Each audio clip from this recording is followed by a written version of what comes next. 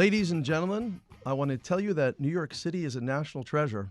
It is the city in which I was born. It is a place where many of our grandparents came through Ellis Island, and we welcome the tired, the weary, the freedom-seeking. Often those who landed on the shores of New York were running from a demon called socialism. They fled authoritarian leaders who believed that freedom was the enemy. Nothing could be further from the truth. Those who came here in search of freedom worked hard to help build New York. And sadly, in 2025, there are those in our midst who would seek to tear it down. When the idea of this rally, this town hall was born, it was intended to be a discussion about what is best for New York, from economics to real estate to public transportation and beyond. But as the days count down to Election Day this Tuesday, I've grown more acutely concerned about the rhetoric and associations of the leading candidate in the race. Ironically, Mamdani suggests he's being picked on for his faith. However, as a member of the Jewish community, Zohran Mamdani's refusal to walk back anti-Semitic comments is disturbing, and his refusal to apologize for suggesting we should globalize the Intifada is troubling, as are his associations with radical Islamic terrorist sympathizers, including the unindicted co-conspirator of the 1993 World Trade Center bombing. The radical language being used by Mamdani and his followers has no place in civilized society. It certainly has no place in Gracie Mansion. Some of those voices today of the great speakers you're going to hear from include Democratic strategist Hank Scheinkoff with a warning about Zohran Mamdani, conservative filmmaker and author Dinesh D'Souza, leading expert on global Islamic terror Brigitte Gabriel, former Congresswoman Michele Bachmann, Sirius XS host Stacey Washington, Newsmax TV host John Tobacco, legendary pollster Dick Morris, and all the way from the left coast, Salem radio host Andrea Kay, and many more. And most importantly, if you live in New York or know someone who does, you must get out to vote. This is the only way to save NYC. Well, our first speaker today is the great Hank Scheinkoff, one of the brightest minds, if not the brightest mind, in Democratic political strategy. He is also president of Scheinkoff Communications, has worked both domestically and internationally as a strategist and media consultant over an estimated 700 political campaigns on 4 continents. His clients have included President Bill Clinton and Mayor Bloomberg. He has also served private sector corporate clients in many industries, including real estate development and investment, insurance, education, banking, construction, transportation, medicine, adult care facilities, entertainment, sports, and others. He's a holder of many academic degrees, and he's lectured at New York University, Fordham University, Brooklyn College, Baruch College, and Harvard. He is a widely sought-after speaker. He has been the subject of profiles by the New York Times, Wall Street Journal, New York Observer, and the New York Daily News. He has been a CNN paid contributor and has appeared and has been interviewed on the Fox News Channel, CBS Nightly News, BBC Radio and Television, Reuters News Service, and other national and international news programs. Recently, MSNBC featured Scheinkoff in its groundbreaking Drain the Swamp series. Here to talk about this crisis facing New York and why he's against Zohran Mamdani, ladies and gentlemen, welcome the great Hank Scheinkoff. This is the most consequential election in many ways for this country, not just for New York and not just for the Northeast. If Mamdani wins this election, Zohran Mamdani, a well-known, frankly, anti-Israel advocate who believes that the Intifada should be internationalized if possible, and his apologists say, well, he really doesn't mean it, but those of us who know something about history know that Intifada means buses blown up in Jerusalem, means body parts of Jews all over the streets and splattered onto walls, people murdered because they're Jews. For those of us who understand this, we understand who Zohran Mamdani really is and what he really means. But for the rest of the country, what will happen is if he wins this race in New York, we will see many Mamdanis around the country. They will be attacking the state of Israel, which means they're attacking Jews, whether these silly liberal Jews believe it or not. And the economies of those cities will be turned into, frankly, recruiting grounds and what's a good word? Places where the socialist movement will grow. Anybody who thinks differently needs to go online and look at the Democratic Socialist of America website, because you see, Mamdani is not a Democrat. He is a Democrat socialist. And what the Democrat socialists have figured out is that the Democratic Party is a dead animal. And like all things that are dead, you have to plan something and to keep them going.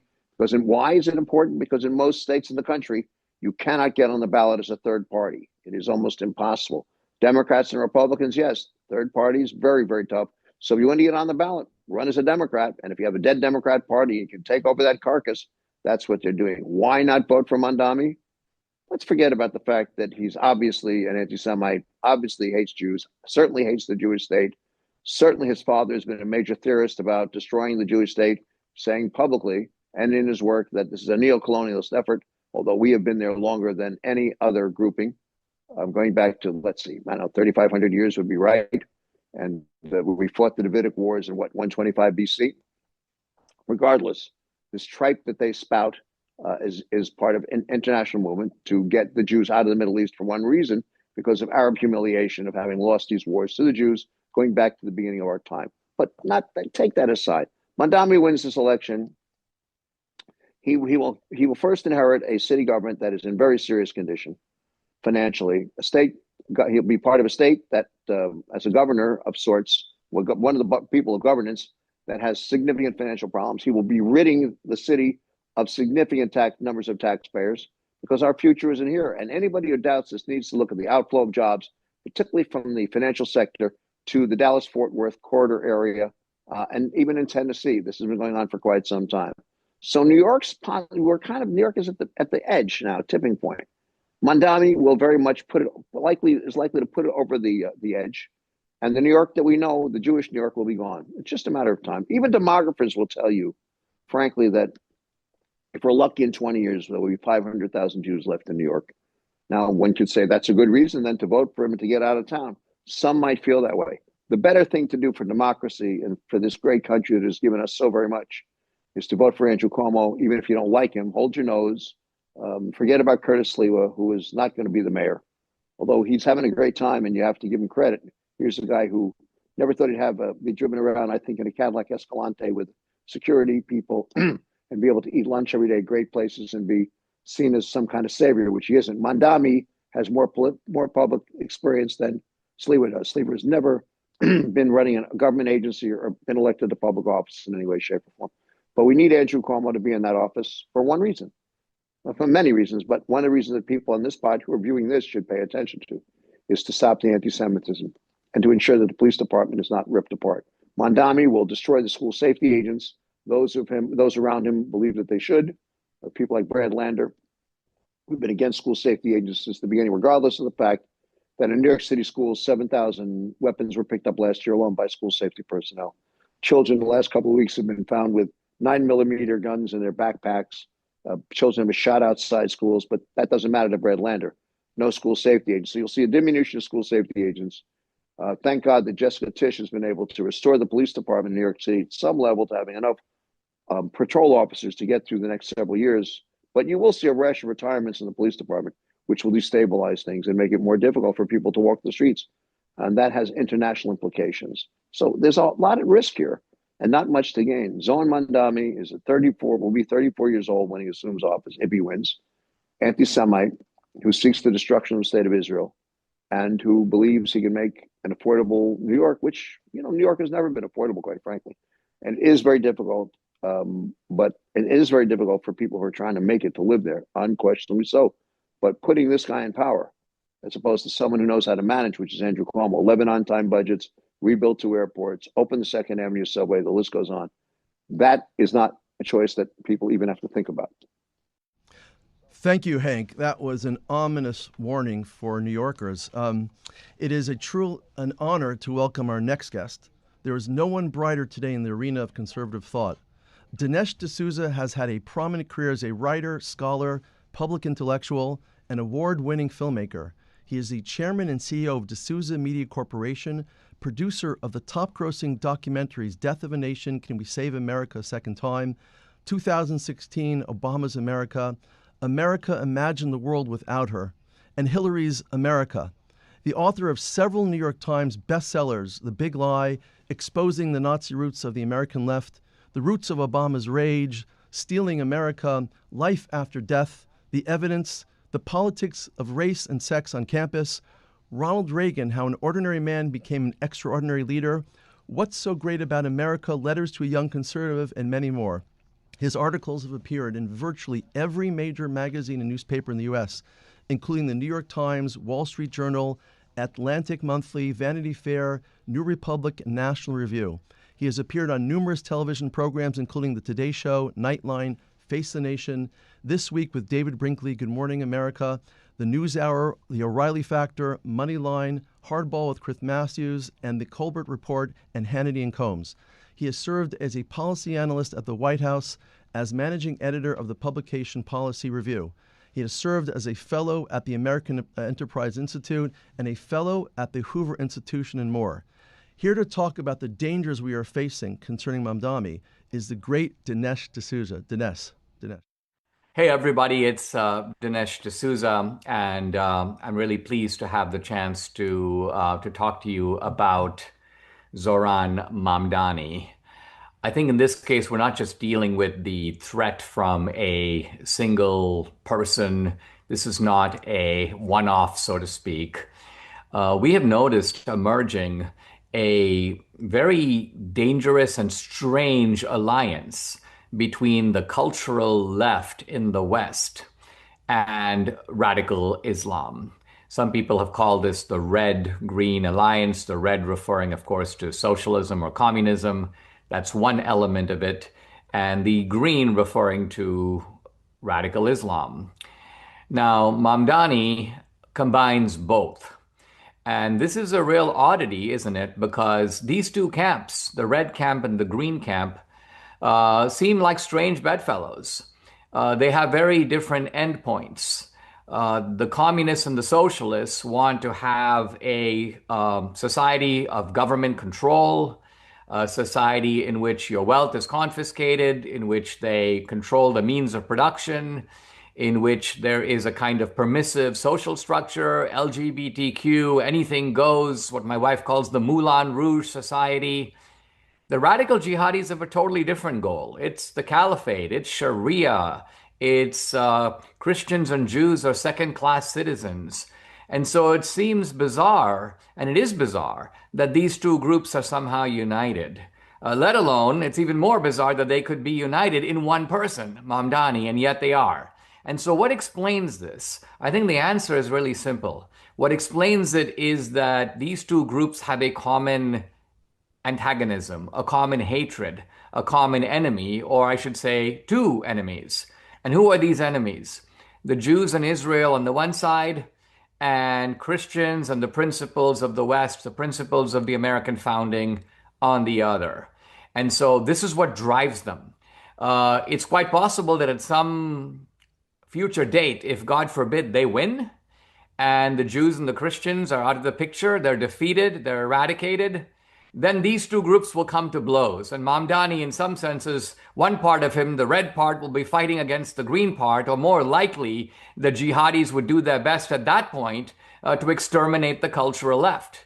All of these are dark possibilities in the future. But what we are dealing with now is the embodiment of the red-green alliance.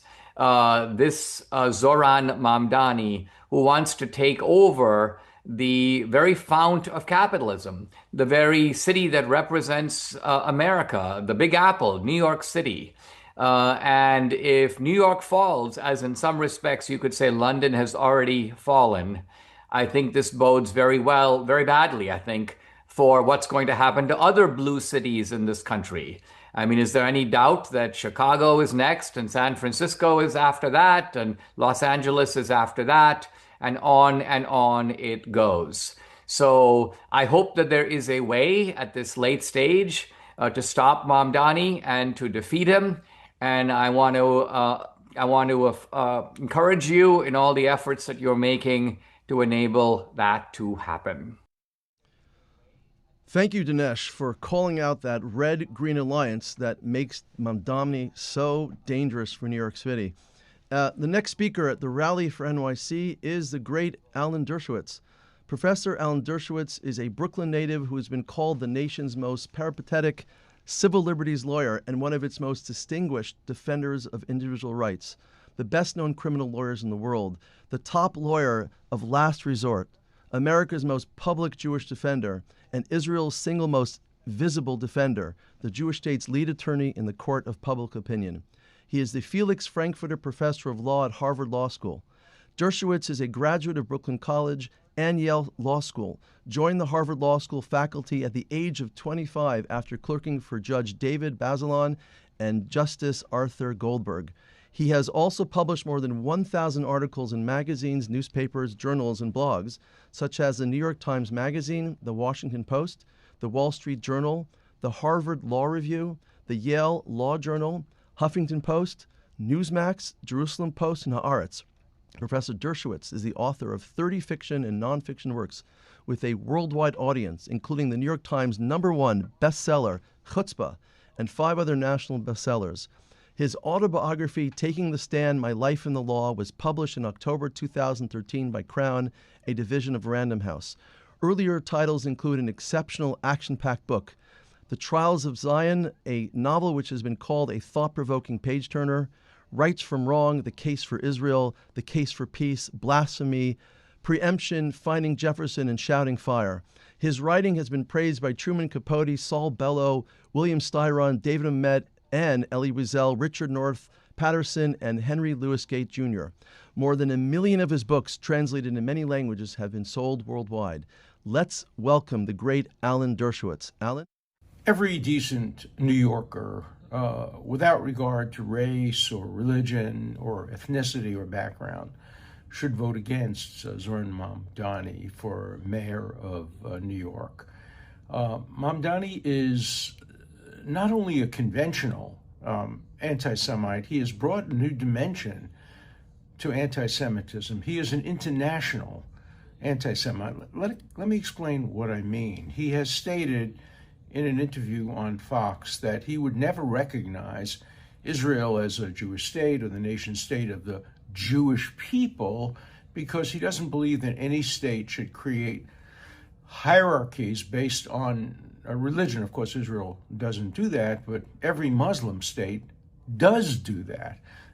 In Saudi Arabia, you can't become a citizen unless you convert to Islam. And in Qatar, a Christian can't buy a Bible.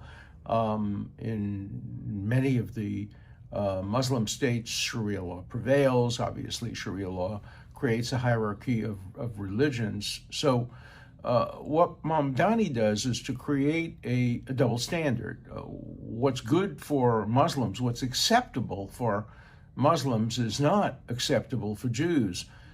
Indeed, many states throughout the world have religious hierarchies. Even Great Britain is an Anglican state officially, and many others as well. But the only country in the world that he denies the right to have itself declare a place where people who have a certain religion, a certain ethnicity, a certain background can't be the state, the state can't reflect that background, is Israel and Judaism. And yet Israel is the only state that really has a legitimate right to have, for example, a law of return, which gives priority to Jews in returning to Israel. Why? Because of the history. Because between 1932 and 1945, no country in the world, none, not Canada, not the United States, maybe a couple of little islands somewhere, would accept Jewish refugees from what became the Holocaust. And so inevitably, when Israel was established as the nation state of the Jewish people, it created a preference in immigration for Jews. Of course, anybody else can immigrate to Israel, and there are many non-Jewish citizens of Israel. A fifth of the country is non-Jewish. Christian Arabs, Muslim Arabs, Christians of different ethnicities.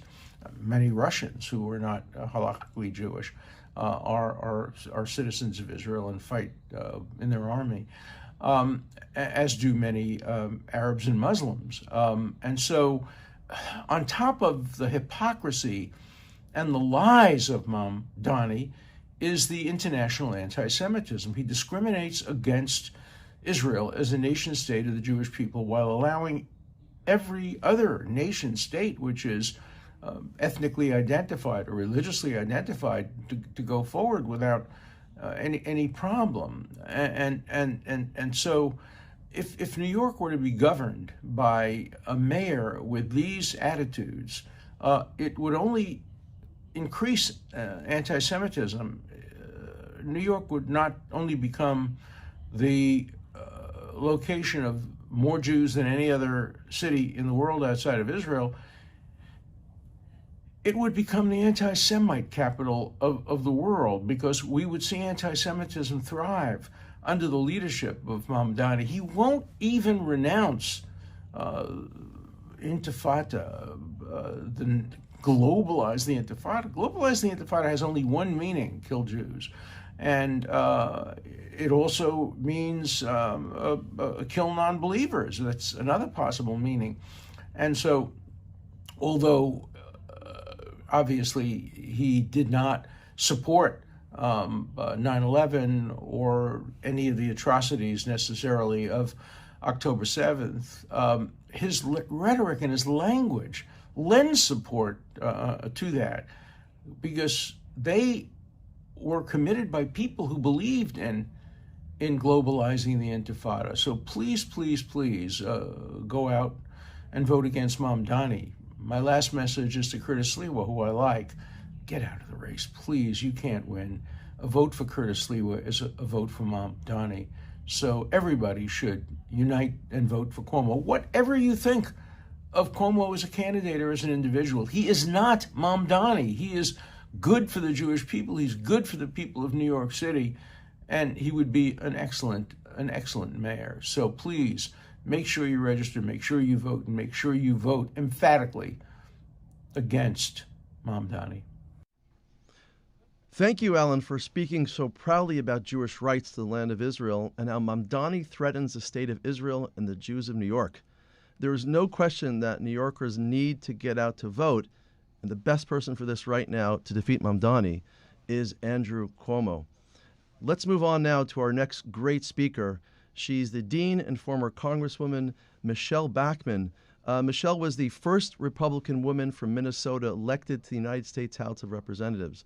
Bachmann served as a United States Congresswoman representing Minnesota's 6th District from 2007 to 2015.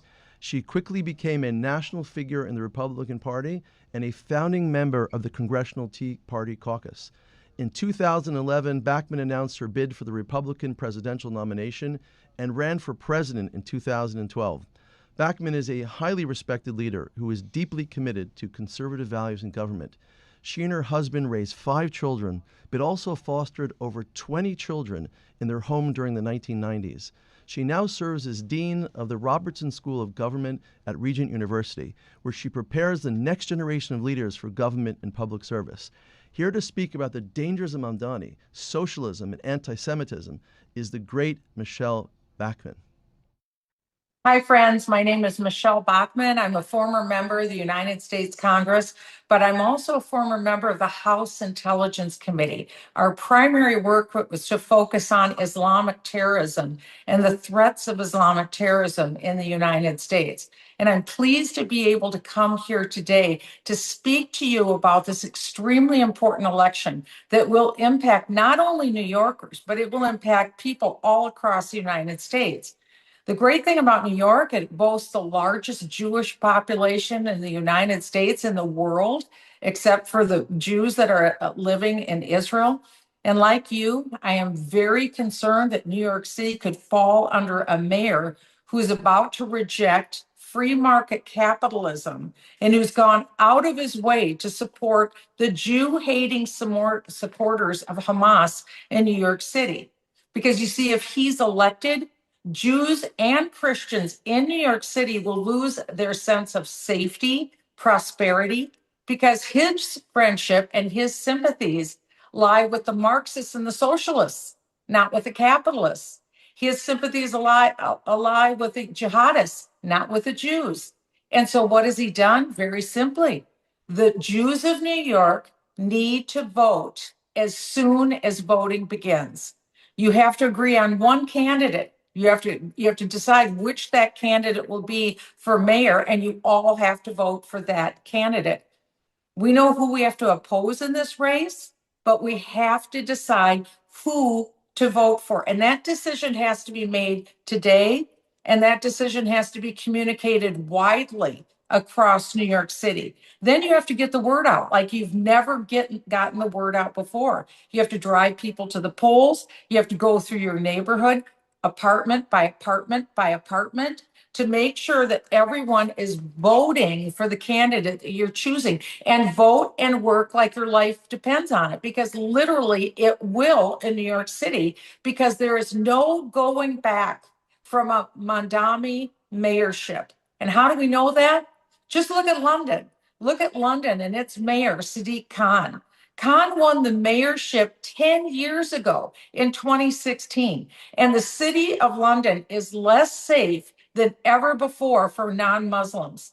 For 10 years, Sharia law practices have been increasingly normalized across London. There's a huge scandal this week in London that claimed that Mayor Sadiq Khan and the local chief of police covered up the criminal acts of Islamic rape gangs. That sounds bizarre to us, but it isn't a new story in England, because Muslim mayors up and down the spine of England, Birmingham, Manchester, they've been accused of covering up for Islamic rape gangs for years.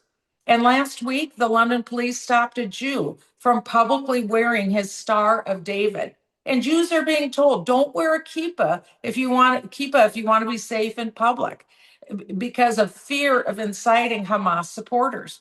Today in a London classroom, a Hamas supporters, wasn't just one, it was multiple, threatened a Jewish economics professor while he was teaching his class. In fact, one even threatened him with beheading him. This is everyday Islamic terrorism, I'm sorry to report, in London. The antagonists aren't pushed back by either the Mayor Sadiq Khan, or by the London police. So what's Mamdani's goal? He's made it clear. Number one, he plans to arrest the Prime Minister of Israel if he comes to New York City. He plans to destroy capitalism in New York City and replace it with a socialism that's more reminiscent of Russia and Cuba. That brings about socialism and poverty. And then he wants to advance the agenda of Jew haters all across New York, and everything that that'll mean for New York City. Under a Mayor Mamdani, the city will be rendered absolutely uninhabitable for either the private sector business world or for personal safety. And no other people group in history has managed to survive persecution like the Jewish people. Why? Because God himself has rescued the Jewish people. He's preserved them. He's saved them. So this is the moment when Jews and Christians alike have to wake up and act in concert together. We have to make common cause. And we have to save New York City from becoming another London. And how do we do that? We do that by voting. Everybody has to vote. You have to agree on one mayoral candidate. You have to get everyone in your neighborhood to vote. And you have to recognize there is no other option but victory. It's been done before. We can do it again, and we have to act today. Thank you so much, and good luck to New York City. Introduce someone who is so larger than life, he almost needs no introduction. John Tabacco is a lifelong New Yorker and the proud son of an NYPD officer. He has 3 children. He has been on air, an expert on television, commentator, and personality for nearly 20 years. For over 25 years, John has been a Wall Street financial technology inventor, innovator, and entrepreneur. He is recognized as one of the predominant experts and leading voices on TV in capital markets, trading, and financial technology. His unique skill set and regular man style has led him to being featured on every cable news network. He has been featured on Fox News, Fox Business, CNBC, and Newsmax, where he now has his own show, Wise Guys, every Saturday night. Perhaps most importantly, he's been called as an expert by the House of Representatives, the Financial Services Committee, the Senate Judiciary and Banking Committees, as well as the Securities Exchange Commission on matters of national security and capital markets vulnerabilities. During the 2008 financial crisis, he was invited as an expert to assist the United States Senate Judiciary Committee in its fact-finding and examination of Chinese short selling and its manipulative effects on the U.S. capital markets. If it has to do with Wall Street, John knows about it. Ladies and gentlemen, please welcome the great John Tobacco. Welcome, everyone, and all great Americans out there. This week, we have a major task at hand. I'm John Tobacco. You may see me weekly on Newsmax TV on my show, The Wise Guys, where we're always fighting for faith, family, and freedom. But this week, I'm coming to you as Staten Island resident and community activist John Tobacco to talk to you a little bit about the dangers of what could happen to this city under Zohran Mamdani. Now, if you remember, going back a few years ago, we had Bill de Blasio, and I was one of the most outspoken critics in New York City, talking about how he was potentially the worst mayor we ever had.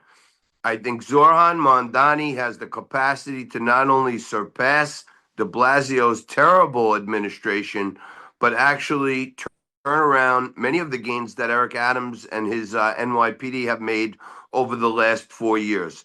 Now, a lot of people are out there talking about Curtis this and Cuomo that.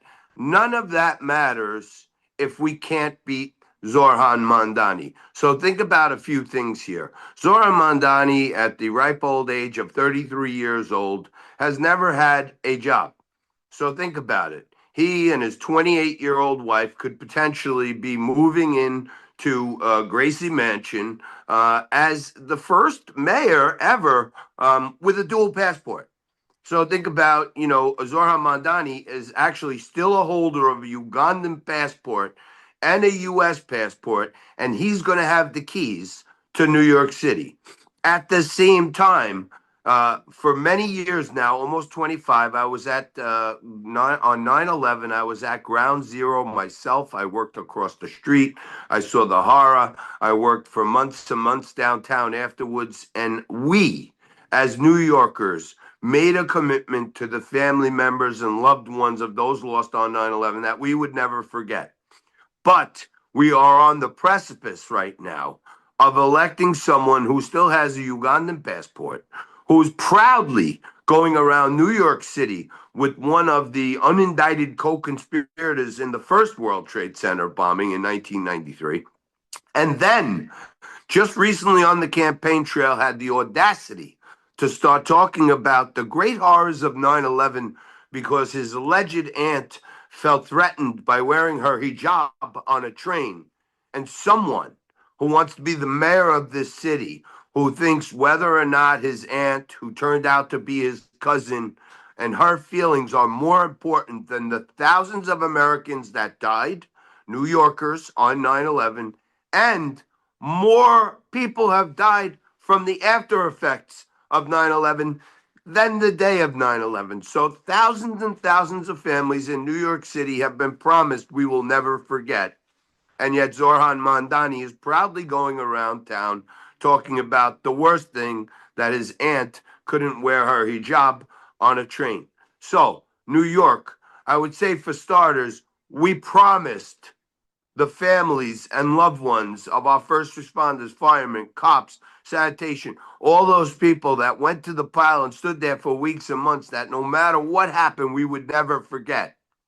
And now, not even 25 years later, we could be turning over the keys to the city to a man who wants to forget that whole era. He sympathizes with the type of people who plotted to bring down the Twin Towers and kill thousands of Americans. So think twice.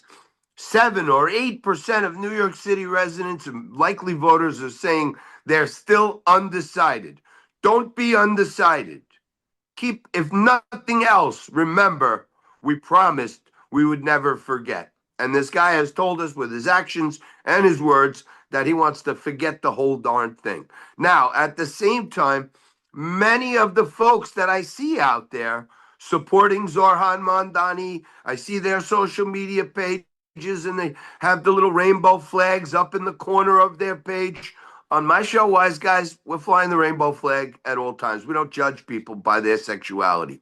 But Zohran Mamdani, the holder of a Ugandan passport, has been photographed happily hanging out with a Ugandan politician who has called for life sentences in jail for people who are gay. So at the same time, when you're screaming and shouting about affordability and about how we need free groceries and we need free buses. None of these things are possible. But when I was a young man growing up in Staten Island, the son of an NYPD officer, I can tell you this.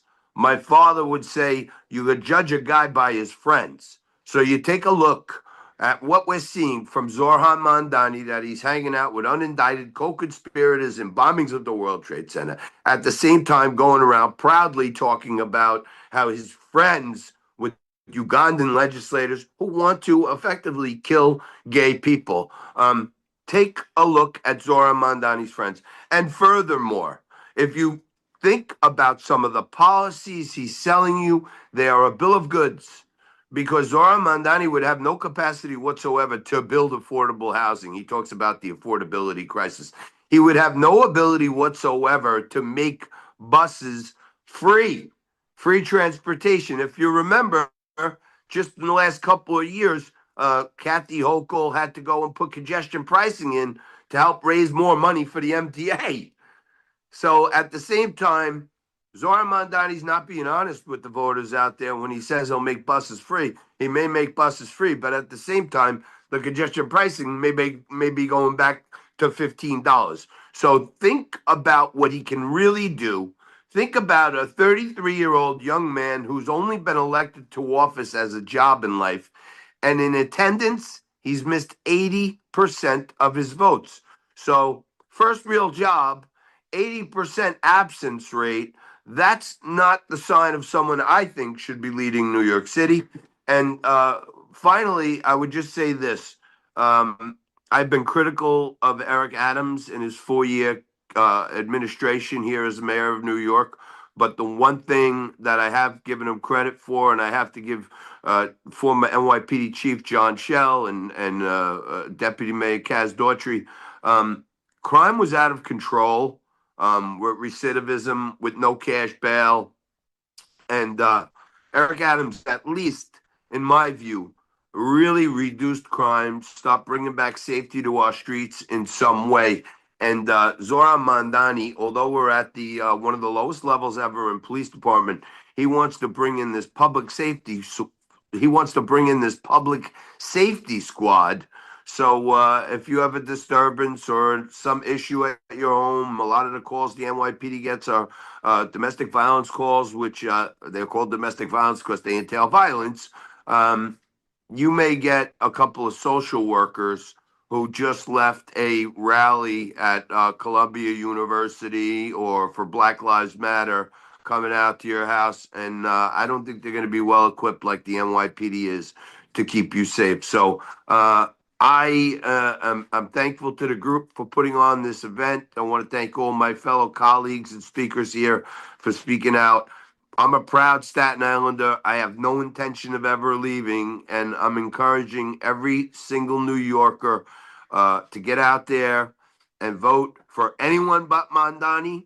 I think many here in New York must hold our nose and vote for Andrew Cuomo, because it seems like mathematically it's the only shot that we have. But at the end of all days, I know this.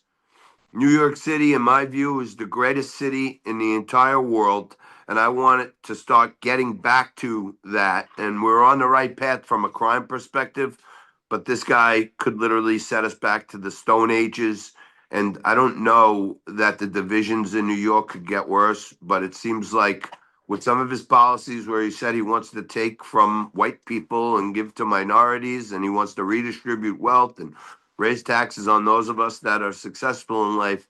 If you thought Bill de Blasio was bad, in my view, this guy is going to be a heck of a lot worse. And I would encourage you to get out there and vote like there's no tomorrow. The only way we can make up for the mathematical delta in the amount of voters they have is by supreme turnout. And we need that on Tuesday. So please get out there and vote.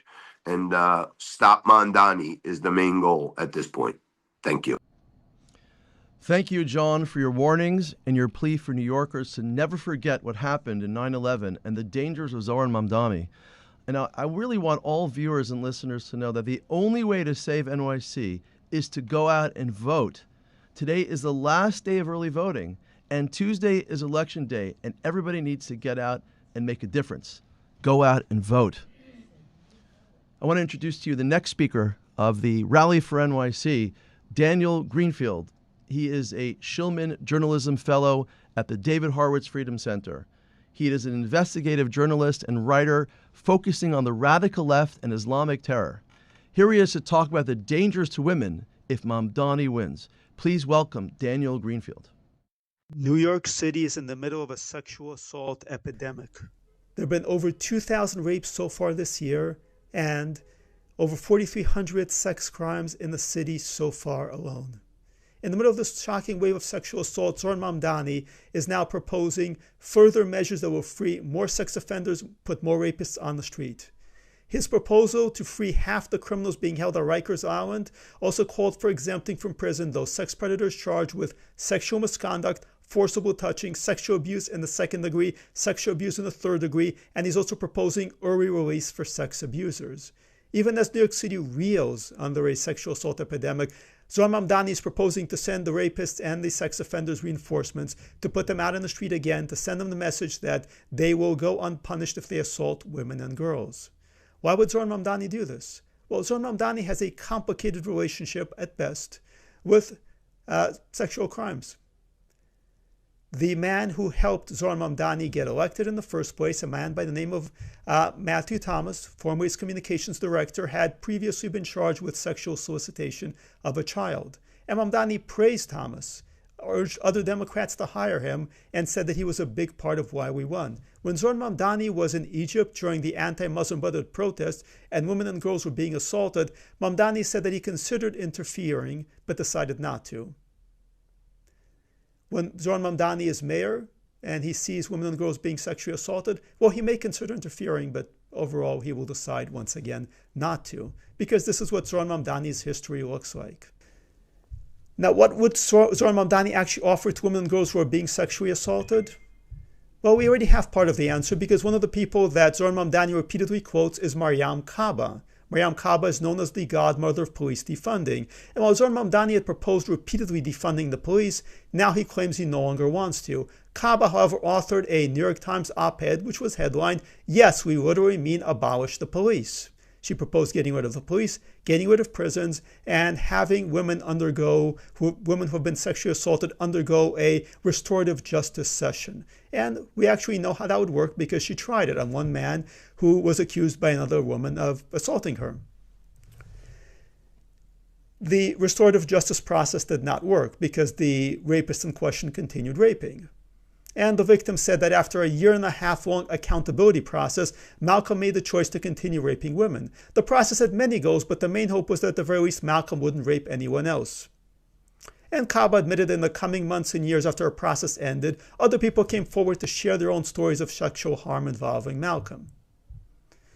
This is what justice would look like for women and girls who have been assaulted in New York City. The same place from which Mamdani got his proposal to free half the criminals on Rikers Island, New York City's most notorious prison, also proposed documenting, and I quote, "the complex relationships between crime victims and the individuals who caused them harm, and seeking, whenever possible, support reparative work, such as restitution or mediation." So when women or girls are sexually assaulted, they'll be invited to sit down for a mediation session with the rapist. This is the Mamdani approach. This is what New York City, which is already reeling in a sexual assault crime wave, can look forward to under Mamdani. This is what women and girls, this is what rape victims can look forward to under Mamdani. The question is, will they go for it? The women and girls of New York City cannot afford that, and women and girls are not the only victims. Not all that long ago, we had a gentleman by the name of Mohammed Azim who called a man in the Manhattan subway train cute before sexually assaulting him. He's currently being held at Rikers Island. However, if Zohran Mamdani has his way, Mohammed Azim might soon be free. So will hundreds and thousands of other rapists, sex offenders, and criminals. Well, thank you, Daniel, for your defense of women and pointing out the dangers of a Mamdani election that would pose for the safety of women in New York. And it's truly an honor now to introduce the next speaker. She is the great Brigitte Gabriel. Brigitte Gabriel is a Lebanese-American conservative activist, author and lecturer, and critic of Islam. She's the author of Because They Hate, They Must Be Stopped, and Rise, as she is also the founder of Act for America, a leading advocacy group that opposes Islamic extremism. Please welcome the great Brigitte Gabriel. Hey, New Yorkers, from the bustling streets of Manhattan to the neighborhoods of Queens and Brooklyn, this is a wake-up call. I'm talking to you, the hardworking folks who love this city but are worried about its future. Look across the pond to London. In 2016, they elected Sadiq Khan as their first Muslim mayor, and what followed? A cascade of changes that transformed the city. Now, Zohran Mamdani promising the same progressive policies in New York if he is elected mayor. Do we want the same fate as London? Let's compare based on what happened in London so you can decide before November 4th. First, on immigration and demographics. Khan's election signaled a big welcome mat for diversity, which sounds great, but it correlated with the surge in Muslim communities and irregular migration. London's Muslim population grew to over 1.3 million by 2021, up significantly, fueled by refugee programs and lax national policies that Khan championed locally. His London is Open campaign, post-Brexit, encouraged more arrivals, with asylum applications in London rising 20% from 2016 to 2022. Critics say this opened doors wider to illegal migrants, contributing to an estimated 700,000 irregular residents UK-wide, with London bearing the big share. Housing got strained, with affordable units prioritized for vulnerable migrants, leading to perceptions of favoritism and community tensions. If we elect Mamdani, a democratic socialist with a Muslim background, who's excited Muslim and South Asian voters as potentially our first Muslim mayor, expect similar pushes. He's advocated for progressive immigration reforms, and his platform echoes Khan's focus on inclusion. New York already deals with migrant surges. This could amplify it, straining our resources just like London's. The hit to businesses. London's economy took a beating under Khan. Nightlife and hospitality devastated. Bars, clubs, and restaurants closed in droves due to rising crime, red tape, and costs. The ultra-low emission zone expanded like a cash grab, slapping fines on small businesses and hiking council by 71% since 2016. House building stalled, with starts dropping sharply, choking growth in construction and retail. Bureaucracy prioritized virtue signaling over real delivery, eroding confidence. Mamdani's socialist agenda could mirror this: higher taxes, more regulations, and worker protections that sound good, but burden small businesses. New York is already pricey. Do we need more stealth taxes killing our mom and pop shops? Security. London is cautionary tale. Violent crime spiked 30% since 2016-2017, with knife attacks up nearly every year. Robberies jumped 57%, thefts skyrocketed, and police recruitment failed, closing stations and slashing trust. Critics link Khan's soft stance on migration to heightened risks from trafficking and unchecked arrivals. Women and night workers feel unsafe amid brazen disorder. Mamdani's platform emphasizes community policing and inclusion. But if it follows Khan's playbook, we could see NYPD strained further, crime rising in our subways and streets. We've got enough challenges post-Adams. We don't need London's no-go vibes in New York. New Yorkers, London's story is a preview. Electing Mamdani could bring more unchecked migration, business closures, and insecurity to New York. Businesses are already fleeing, and I know major corporations have already purchased or rented locations in Florida. already fleeing the city. We've seen progressive promises lead to real pain elsewhere. Vote smart for a mayor who puts New York first, not ideology. Your city, America's greatest city, and your future hang in the balance. Don't let it slip away. Share this video far and wide. Thank you. Thank you, Brigitte, for your personal experience and your insight of what Mamdani would bring to New York if elected. And ladies and gentlemen, of course, the only way to heed Brigitte's call is to go out and vote. Let's move on to the next speaker, Raul Rivera. He is the founder of NYC Drivers Unite on behalf of the taxi drivers and the limo drivers of New York City. He's also my personal hero for following Zohran Mamdani and demanding he answer whether he supports Sharia law and asking him why he hasn't walked back his comments about globalizing the Intifada. Here to talk about that and more is Raul Rivera. Thank you so much. Thank you for the opportunity. Thank you for the work that you do. And I'm just going to shoot from the hip. So I'm a native New Yorker, born and raised in the Bronx. I'm 55 years old.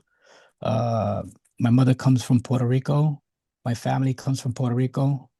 My mother moved here in 1949, and she met my father, and we were born here. She had six children, and we just did everything, the everyday thing New Yorkers do. They go to work, go home.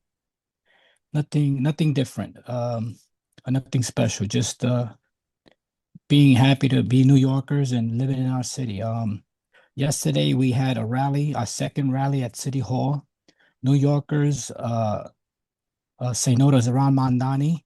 We also had a first rally that was a pretty good rally, had a good turnout.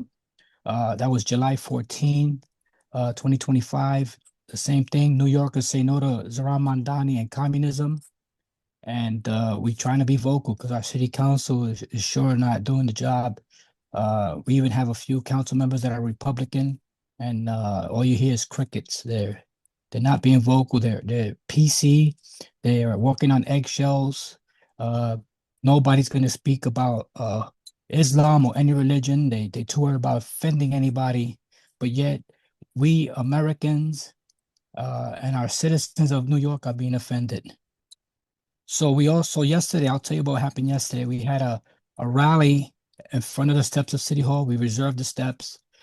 We was there for 1 hour. We had a few speakers. We sang the anthem, and we was vocal. Our speech was very strong. I was proud of my speech. It was harsh. We shared it online. It's out there. We touched on the topic of Islam in America and United States. We also quoted Mr. Zohran Mamdani. There's a quote that's been going around. It's in a video that he did when he said, "We came here to remake this state in the image of our people." And honestly, when you speak like that, you should expect blowback. He's having press conferences about his auntie who couldn't take the train, but yet he speaks like that. And then we're not supposed to say anything. We will protect our city and our country. We will be vocal. But I can honestly say this. A lot of people may wonder why I'm fighting, because I am Puerto Rican. You figure I would be on the left. But I don't let anybody weaponize my heritage, the color of my skin against me. They will not weaponize it against me. They will not speak to me like I'm an imbecile. Basically, we understand that if America falls, this is my belief. If America falls, Israel falls, Puerto Rico falls, and all U.S. territories fall. And that's the way I see it. This might not happen tomorrow, but I predict the future. I'm trying to predict the future if I can. And nobody really can.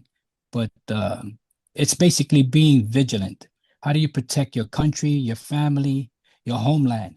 You do it through eternal vigilance. And people don't understand that. I think you don't just get freedom by just free. It's not free like that. You have to be vigilant. We all have to do it. The veterans, the soldiers, the citizens, we have to be vigilant against evil people that hate America, that hate Israel, that hate anything that has to do with America and anything that has to do with Israel. I don't have to defend Israel because they do a great job on their own, but we have the biggest Jewish population in America right here and in New York City. And the way I see Jewish people, they're people like anybody else. They should not be attacked. They should not be hurt. They should not be threatened. People forgot so easily. 24 years ago, we had the attacks on 9/11. And 24 years later, we have people chanting in the street, Free Palestine. We have Zohran Mamdani chanting Free Palestine, free Palestine. That is disgusting.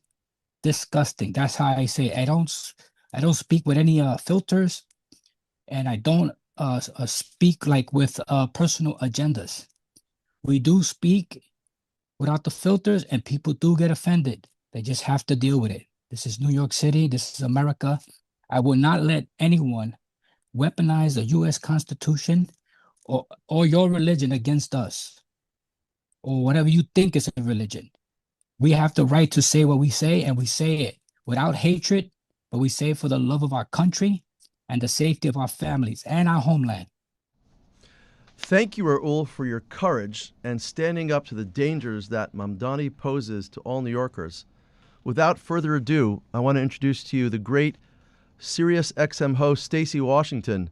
She's a host of Stacey on the Right on Sirius XM Patriot Channel 125, airing 9 p.m. tonight and to midnight, Mondays through Fridays. Stacey is the Communications Director of Family Vision Media and is an ambassador for America First Policy Institute. She is here to talk about the dangers facing women in domestic violence situations if Mamdani wins. Stacey. So we have to talk a little bit about what the candidates in the mayoral race in New York City actually stand for. And we all know Curtis Sliwa. He's a known entity. He's an American. He's someone who's been in politics for a long time. But there's this new candidate who's on the scene. And when I say new, I mean, this is a person who hasn't held political office in the past. He hasn't really had a large number of jobs in the past. He doesn't have a record that we can look at to see if he's been successful, if he's the kind of person that we want to lead our flagship city here in this country. Because remember, there are certain places around the country that follow New York policy to the T. If New York passes it, they pass it. It's the same thing with California, which it's odd that we have two of the most left-leaning places in the country leading on policy, and they're largely unsuccessful, both running huge deficits. This is why we need a new mayor. This is why we need a new perspective in New York. And it impacts so many of us because I have to tell you, I'm in New York a lot because the headquarters of SiriusXM is there. The headquarters of Fox News is there. We are actually all, as Americans, really integrally locked in with New York. It's a financial center. So here's what's important about Mamdani as a candidate. First of all, he practices the radical form of Islam. Everyone says Islam is a religion of peace. Well, if it's so peaceful, then why don't the people who practice it want to live in the countries where Islam is under total control? Look how many Muslims live in the United States. Why would they live in the Western world, which is completely antithetical to Islam, if Islam was so fantastic? Why not live in Saudi Arabia or any of the, I think, 100 and some odd countries that have some form of Islam? So Mamdani is especially radical because he is a Democrat Socialist of America that goes along with the Islam that he practices. So he wrote a rap song when he was 15 years old, supporting the Holy Land Five. These are radical terrorists who killed Americans. He threw a kind of a hit towards them. It was a mention in his rap song at supporting the Holy Land Five. These are terrorist organizations. These are designated terrorists under our system of government. But I talked about Islam. What about that? Well, what's wrong with that, you're asking? Well, what's wrong with it is that Islam doesn't actually criminalize rape against women. Women are responsible for their persons when they're in public, and the only way to be fully responsible for yourself as an Islamic woman is to be completely covered from head to toe and to never leave your home unless you're accompanied by a male relative. That's completely antithetical to American values, where women not only roam around the country freely uncovered, we own companies, we own real estate, we are in charge of men in certain circumstances. I mean, if your boss is a woman, that's completely verboten in Islam. In America, it's the norm. So you have this guy, he's young, he doesn't have a track record and no successes to point to. He's going to run the largest city, the largest major city in the country. He's going to go in there and one of his first things he wants to do is send out social workers to respond to domestic violence calls. So the highest incidence of officer-involved shooting where the officer is actually injured and killed are domestic violence calls. Officers are frequently, when they go out, even in pairs, even when they respond with teams, two teams of police officers, so there's two per vehicle, so two vehicles respond to a domestic violence incident. And even in those circumstances, they often don't get away intact and unscathed. But there's more to it than that. He wants social workers to respond, which means it's basically the elimination of dialing 911 if you're a woman and your significant other is beating you to a pulp. Why would you call 911 if a social worker is going to respond? So it eliminates the ability of women who are in these circumstances to be able to dial 911 and hope that someone would respond who could actually protect them. But there's even more than that. It's the prosecution of rape. So the Democrat Socialists of America are the purveyors of the soft on crime policies that you've seen promoted by George Soros and his Tides foundations. What happens is they put in these DAs who say, we're not going to prosecute for this suite of crimes. And all of them include the suite of crimes that are involved in domestic violence cases, sexual assault, and violent actions, pederasty against children. These kinds of things are then not prosecuted. So one-time offenders go on to offend again and again and again, raping and kidnapping and often murdering their victims with no recourse. And you're saying, oh, no, that's, you're being radical. That's too much. You're going too far. Look at the unsolved cases in New York City. The percentage of unsolved cases for rape, domestic violence, pederasty, those have gone up in the last decade. So we don't have a higher rate of solved crime in New York. You have a lower rate of solved crime. What does that mean? It means that the crimes aren't being prosecuted and there aren't enough police to investigate these crimes to actually get their victims justice. Mamdani is fine with all of those things. Now, you might be thinking, well, but he's young. He's disavowed that. He said he no longer supports Hamas and terrorism.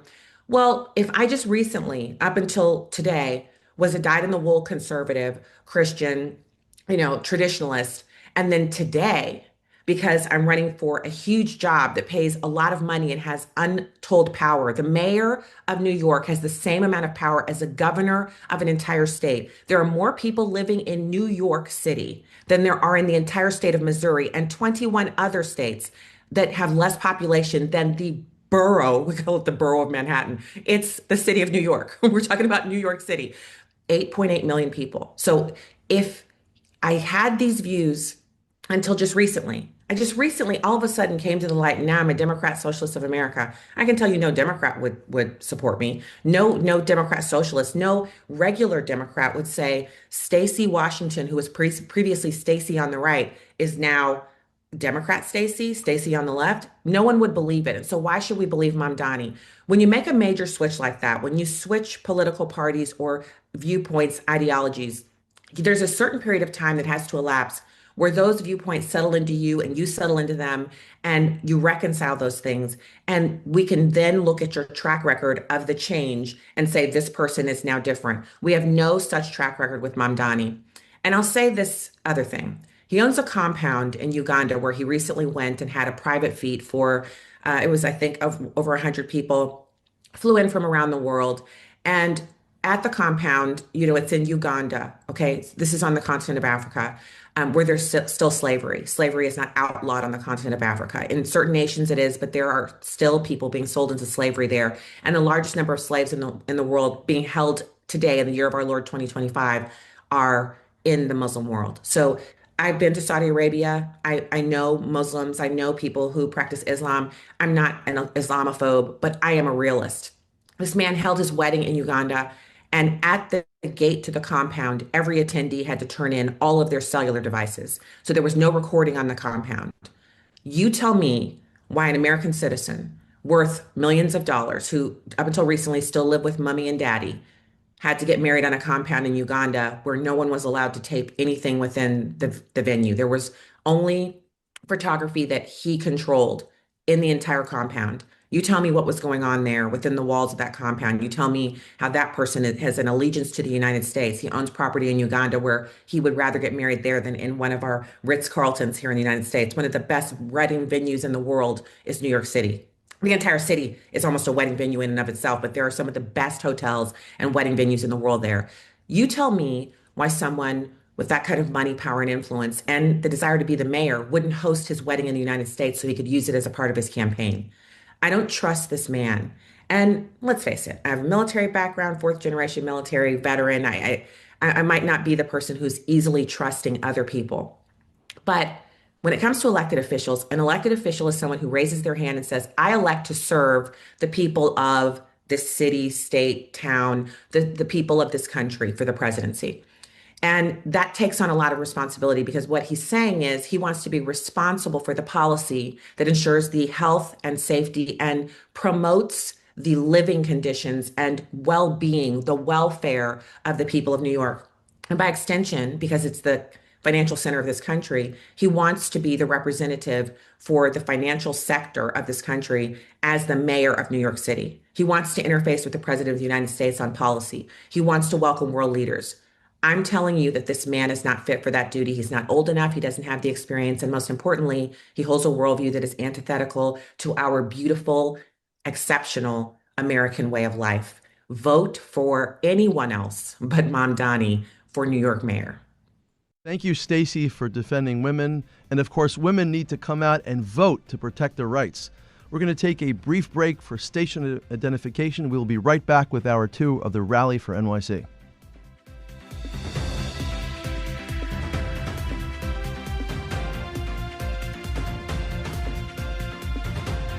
The preceding hour was sponsored by Daniel Schonbuch. From the studios of AM970 The Answer on Broadway and Wall Street in Manhattan, this is WNYM, Hackensack, New Jersey, New York City. Portions of this program are pre-recorded. New York City is in crisis. Crime is up, morale is down, and now the city is facing the prospect of its first socialist mayor. It's all on the line, New York City. The time to get educated is now. The time to vote is now. Welcome to the 2025 Rally for NYC. Well, welcome back to the second hour of the Rally for NYC. We're going to move forward with our program. It's a real pleasure to introduce to you the great Andrea Kaye. She's been called dynamite in address, and I suppose in the rough and tumble world of talk radio, that is a prerequisite. She originally hails from Louisiana, but she has taken the San Diego shores by storm. She is a host of AM970 The Answer, Salem's media sister station in South Carolina, daily where she keeps politicians on their toes. Please welcome the great Andrea Kaye. Hi, thank you guys so much for allowing me to speak to you today. I'm based in San Diego, California, and you guys might be thinking, well, why would somebody in San Diego, California care about who's running and who's going to win mayor of New York City? Because just as you guys hear so many times about California, so goes California, so goes the nation. If we have the largest city, the greatest city in the history of the greatest country in the history of the world, go communist, Islamist, America. This is the greatest danger that we have faced with an elected official. Don't be fooled. Don't be thinking that because it's a mayor, that the only people that are going to suffer under the weight of this man are citizens of New York City. This is part of a broader plan for the United States of America. We are under conquest. This man is not just a communist, but he is an Islamist. He has the same ideology of Islam that is shared by the imams over in Iran, who teaches their children to chant death to America in the schools. This is a man who just showed you who he was. He put a picture out on social media with an imam who was the unindicted co-conspirator in the 1993 bombing of the World Trade Center. Ultimately, what's happening here is we see that the Democrats have partnered with the Islamists to take us over from within. This is so much of a bigger plan than just New York City. What the plan is here is that through him in New York City, through Dearbornistan, what we've seen happening in Minneapolis, what we see now happening in Texas with the epicenter down there is the slow creep of Sharia. We face two types of terror with the war on terror. One is the terror with the sword or the planes taking down the Twin Towers. The other is through creeping Sharia. And don't think that it can't happen in America, exactly what's been happening over in Europe. In the UK today, you will be arrested if you sing Amazing Grace on the streets, but we've got Muslim prayer going out over the London Bridge. It's death by 1,000 cuts coming to this country. And even if you don't care, even if 9/11 meant nothing to you, or you're now in your 20s and you didn't even hear about it, let's think about the women of New York City and ultimately what the game plan is for us down the road. This is a man who thinks that if you've got a gun being held to your head or you're being beaten within an inch of your life by your husband or some significant other, that you try to call 911 and instead of being met with police coming to protect you, he wants to send a social worker to your door. Are you going to feel safer having a police officer come to protect you or some therapist who's going to come and want to ask the man who's beating you within an inch of your life about his feelings? Let's talk about the economics of the situation with Zohran Mamdani. He is giving us the same old platitudes we've heard from communists from the end of time. Free buses, free grocery stores, free schools. We're going to buy up all the housing and give free housing and free condos to everybody. But let's remember what Margaret Thatcher said many years ago. She said the problem with socialism is that eventually you run out of other people's money. And what's going to happen in New York City as all those communistic policies take root, the 1%ers that he thinks he's going to beat on for money are going to leave New York City. And what is going to be left is it's almost going to be apocalyptic. This man likes to claim that the definition of socialism is dignity. There has never been any dignity that's ever been afforded to anybody under a system of communism. You go and ask them in Castro's Cuba whether or not they feel like they have dignity. Is anybody in North Korea got dignity today? Did they have it in the Soviet Union when they waited for days in the bread lines? I don't understand why so many Americans are being fooled today. It says in the Bible, there are some who are so blind that they can't see. And I think that's what's happening today. But I know that there's still more of us and more of you in New York City who can see clearly the game that's being played on the voters. And I just ask you to get out and vote. Go find people. Make sure that you are working the polls. Make sure that you go to your neighbors and you get them to vote. We cannot allow this man to become mayor of New York City. It's incredibly disturbing to me that we could be at a point where we might be, as Republicans and conservatives, saying, you know what? Better to go vote for a guy who killed a bunch of seniors, 50,000 seniors during COVID, that he's actually a better choice than Zohran Mamdani. But he is. I don't know. I'm not within the weeds of New York politics. I don't know if Curtis Sliwa has a chance of winning. I've got Jewish friends of mine in New York City that want him. They don't want him to drop out because they say they have the right to have a choice. But let me be clear. The choice cannot be Zohran Mamdani. I'm imploring all of you in New York City. God bless you and God bless America. And thank you for letting me speak with you today. Andrea, thank you for your incredible words from Southern California and your warnings of what could happen across the country and the threat of Mamdani's dangerous policies that would make New Yorkers less safe and people with less money. We're going to move forward now to introducing our next guest. He is the great Bill Martinez. He's the host of the Bill Martinez Live, a nationally syndicated talk radio show that is committed to solutions over partisanship and involvement over invalidation, which makes him the perfect guest for today's rally. Please welcome the great Bill Martinez. Well, to me, it's so clear, and we've been discussing this for months on our radio show with many guests, and basically, Zohran Mamdani is an echo of Karl Marx.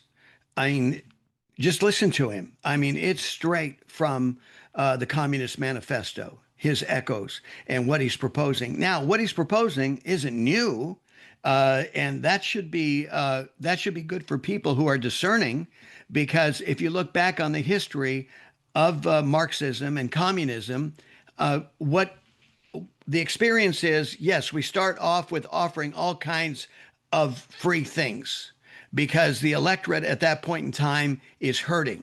So what is the most immediate thing to do? I'm going to address that pain and discomfort that you have with freebies. The problem is it's unsustainable. As Margaret Thatcher said, the thing about socialism is it's okay until you run out of other people's money. And last time I checked, New York right now is already upside down. They're in a deficit. They need help. But somehow Mamdani thinks with his theory that by taxing the very wealthy that he's going to pay for these services. It doesn't pan out economically. Any top economist will tell you that's going to last for, something that can be measured. If you give him the benefit of the doubt, it might be measured in months. It's not going to be measured in years. So that's a fallacy. The other thing is historically, look at what happened to other countries and nations who have bought into the freebie stuff. Okay. What happens, they find out the hard way, they can't deliver. And so then what happens is there's unrest. And so this seemingly nice and very genteel type of government becomes oppressive and totalitarian because that's the only way they can control the masses. They don't want you rioting in the streets. So, right now, a lot is said about the alleged totalitarian personality of our country. They have no idea. What they need to do, and I've been saying this on our show, as I mentioned, every summer, I'm in Florida. So every summer, the kids take a summer break and they come down to Miami and hang around on the beach. And I'm saying, you would do yourself a big favor and go down to Calle Ocho, okay, which is A Street in Miami. That's where the Cuban community is. And you talk to any one of the Cubans, they will tell you about communism by experience and why they're here in America and how much they miss their homeland. And I understand that, and we can appreciate it. But they can tell you the pains of communism just as much as the Venezuelans who have come here. Venezuelans come here and they tell me, Bill, I've interviewed several very intelligent Venezuelans who left their home country. And they said, Bill, it happened so quickly. And what used to be bright and sunny and optimistic is very dark and empty, and they're in pain. Rabbi, they're eating out of the trucks, the trash trucks of the president's, trash vehicles. Okay, this is how bad it is. Inflation, what is it? Over 1,000% now? This is what happens. It's just a gradual, but it is a clear decline. And this is what New Yorkers are going to be faced with the hard way, because the fact of the matter is gravity does exist. You're fighting reality and thinking somehow that Mamdani has figured out the answer to gravity.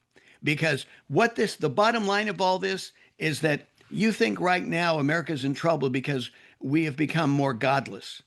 Well, when you become a socialist, you really are a fully certified 100% godless agency that is going to deliver, godless results. And when we look back historically, we're talking mass carnage. We're talking suffering. We're talking what many have declared as shared misery. So get ready. This is the reality of what Zohran Mamdani and his policies, have proven time in memoriam what they will do. Because you look back in history, and I said, tell me, give me some optimism. Tell me at some time and some point in history that Marxism or communism has worked for any nation. I don't see it. So the bottom line here is on November 4th, you have a choice for your future to make. It starts with being educated, being intelligent about this. Let me tell you, socialism will dumb you down. It will mediocritize you, your family members. Now, I don't know, if you can live with that. For me, that's like chalk hitting the chalkboard in the wrong direction. And the hairs on the back of my neck, down my spine, just go erect when I hear something like this. I cannot stand mediocrity. This is what socialism promotes, is mediocrity. So it starts with intelligence. Be informed. Don't take my word for it. Check it out for yourself. Check it out in contrast to our U.S. Constitution. Is what Zohran Mamdani is proposing, does it advance the principles and the effect of what we've had for 250 years of experience, good, bad, and indifferent? But is it a better offering than what 250 years of experience is demonstrated to us by the U.S. Constitution? and then make that critical decision, not only for yourself, but for future generations, because this could have that kind of consequential impact. Well, Bill, thank you for your great wisdom and insight on the dangers of socialism, communism, and the threat Mamdani poses to New York and the entire country. And next we have a very special guest. He's the great Wayne Allen Root. He's a very famous TV and radio host with shows on Real America's Voice TV, Lindell TV, and beyond.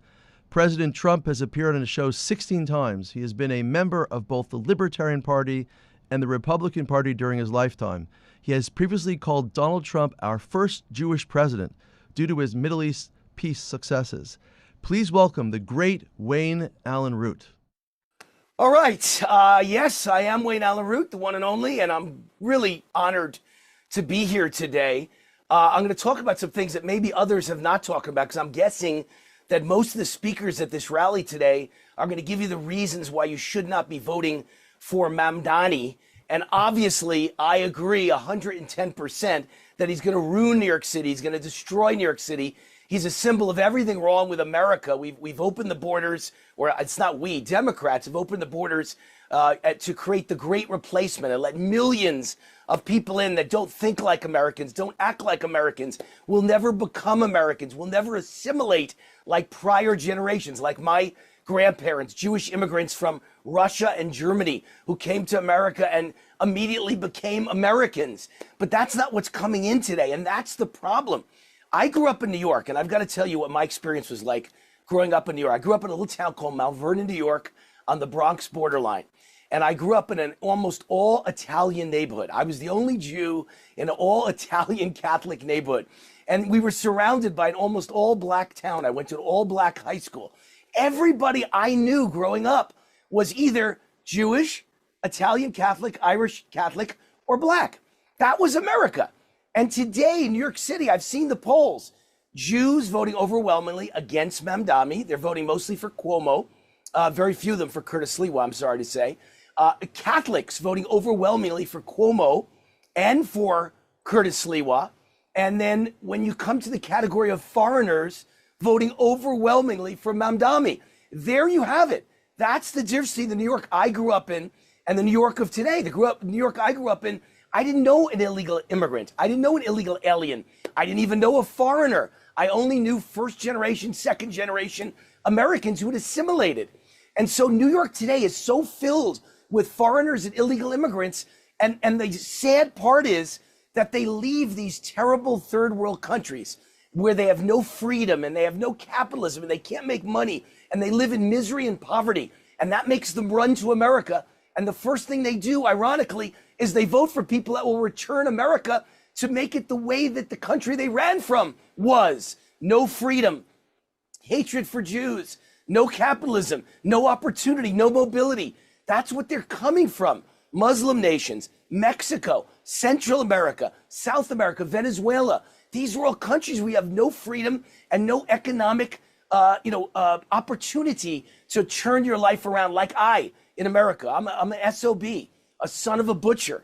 And I became a self-made millionaire and a talk show host on national TV and radio as the son of a butcher, only in America. It's the greatest nation in the world. I became a friend of the President of the United States. I just returned 2 weeks ago. My wife and I were honored to be in the Oval Office of the White House. And I walked in that Oval Office and my knees buckled because I've been an opening speaker for President Trump. He's been a guest on my TV show 16 times. I've met him 100 times. I spent my honeymoon in Mar-a-Lago at his estate. So, I mean, I know him well. I've never been to the Oval Office and I've never seen him behind the Resolute desk. And when you walk in and you see him behind the Resolute desk with the bust of Abraham Lincoln on the desk and the bust of Winston Churchill nearby and the Declaration of Independence right on the wall next to you, it just takes your breath away. And I thought only in America can a little Jewish son of a butcher from Mount Vernon, New York, wind up in the Oval Office with my friend, the most powerful man in the world, the President of the United States. That's the America that these people came to find opportunity and mobility. And I find it so sad and tragic and ironic that they're going to vote for someone who's going to bring them back to the dark ages of the third world countries they came from that are in misery and poverty. So I thought I'd bring some stats with me for all of you that I think are really significant. The stats are population gained in the last few years. Number 1 in the country, Florida. Number 2 in the country, Texas. Number 3, North Carolina. And then you have other red states, Arizona, South Carolina, Tennessee, Georgia, and my state, Nevada. I live in Las Vegas now. That's where everyone is moving. Now I want to talk about, that was population gain. Let's talk about money gained. When they leave those states, because those states are blue and they limit opportunity and they're for socialism and communism, and in this case, hatred of Jews. People leave, and what happens? Florida gained the most money in America, $195 billion in the last 5 years. Texas gained second most, $54 billion. Arizona third, North Carolina fourth, South Carolina fifth, and my state, Little Nevada, gained the 6th most in America. All the money leaves blue states when people run, because the people running away from a guy like Mamdani are the people who make money and have assets and income and are hardworking people with work ethic and are educated like the Jews. And so how about one last thing is money lost. Money lost. Number 1, New York in the last 5 years. The people who left took billions with them, $100 billion. Number 2, California, $100 billion lost. Number 3, Illinois. Number 4, New Jersey. Number 5, Massachusetts. Number 6, Maryland. Do you see a pattern? People are running from blue states to red states where they find economic freedom and they don't have to wear masks and they weren't forced to vaccinate and they weren't locked down for 2 years at a time and they weren't forced to eat outside in a restaurant. Everyone had freedom in my state of Las Vegas, Nevada. Everyone could make money in my state. The income tax rate is 0. So my point here is simple. If Mamdani wins, and the odds say he will win, I'm a sports gambling guy, and Polymarket is the best sports betting odds in the world. And right now they have the odds of Mamdani winning at 90%. I'm sad to tell you, it's a tragedy. The odds are he's going to win. We don't want him to win. I pray he does not win. But the odds are 90% he's going to win.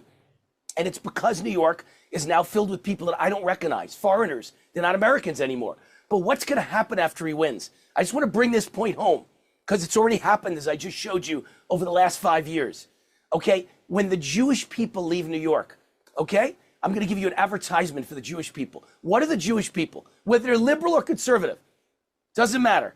They're all smart, educated, and they're professionals. You're going to lose your lawyers. You're going to lose your doctors. You're going to lose your accountants. You're going to lose your stockbrokers. You're going to lose your real estate brokers. You're going to lose your mortgage brokers. You're going to lose your business owners.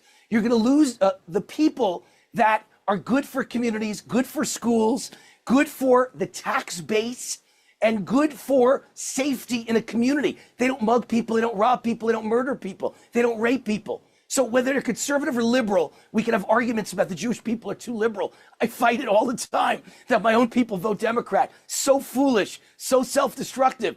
But the ones who leave are going to bring with them all the money, all the hard work, the work ethic, and all the education. They could have stayed in New York, and they're going to leave New York City. And when they leave, New York City is going to be a education desert and a money desert and a tax desert. There's going to be no tax base. They're going to take with them all the employees. There's going to be no jobs. It's going to be a jobs desert. When they take the doctors, who's going to take care of the people who are sick and dying or people who have cancer, heart disease?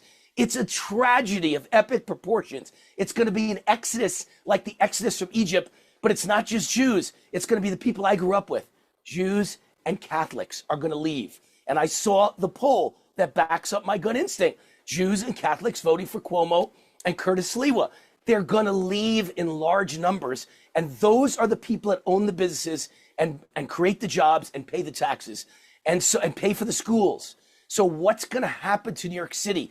Everything that's happened in the last 5 years will dramatically go times 20. The money will leave, the population will leave, and these red Republican states like Florida, Texas, and my wonderful state of Nevada, Las Vegas, Nevada, are all going to prosper. So look, it'll be good for me. It'll be bad for you. I hope it doesn't happen.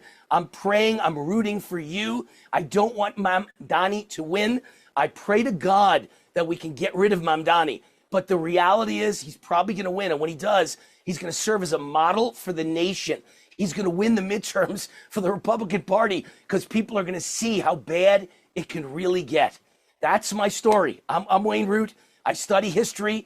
I'm telling you, we're repeating history. This is going to be the Exodus from Egypt all over again. When you screw over the Jewish people and the Catholic people, and the business owners and anybody who's educated and has work ethic, it's the end of your society. And this is going to be what happens. That's my story. I'm Wayne Allen Root. My website's rootforamerica.com. You can find all my TV shows, all my radio shows, all my podcasts, all my columns. They're all there. God bless you all. I'm praying for you. I'm praying for a miracle. With God, all things are possible. I'm praying for a miracle that we can defeat Mamdani, but I'm just giving you the realistic answer that if it doesn't happen, this is what's going. And thank you, Wayne, for defending America and your warning of what could happen to New Yorkers and the desert Mamdani could create. So the message is that we all need to go out and to vote. And although we have two candidates competing against Mamdani, from my perspective, the guy that can win right now is Andrew Cuomo. So I ask everybody to go out and vote and support his candidacy. The next speaker at the rally is Thane Rosenbaum. He is an American novelist, essayist, and distinguished university professor of law. He's the director of the Forum on Life, Culture, and Society, hosted by Touro College. Rosenbaum is also the legal analyst for CBS News Radio and appears frequently on cable television news programs. Please welcome Professor Thane Rosenbaum. Thank you, Rabbi. I'm here to talk about the upcoming mayoral election. And I want to start off by talking about what happened in New York City and other cities in 2021. That's roughly 2 years before the 10/7 attack in southern Israel on October 7th, 2023. In 2021, for several weeks, there were skirmishes between Israel and Hamas. It was not a full-scale war, but there were attacks going in both directions. It's not considered a war, but just skirmishes. And this is the first time that we started to see things that were truly shocking. For instance, in Los Angeles, 10 cars pulled up in a Jewish neighborhood and went to a kosher sushi restaurant and attacked Jews. One person was brutally beaten.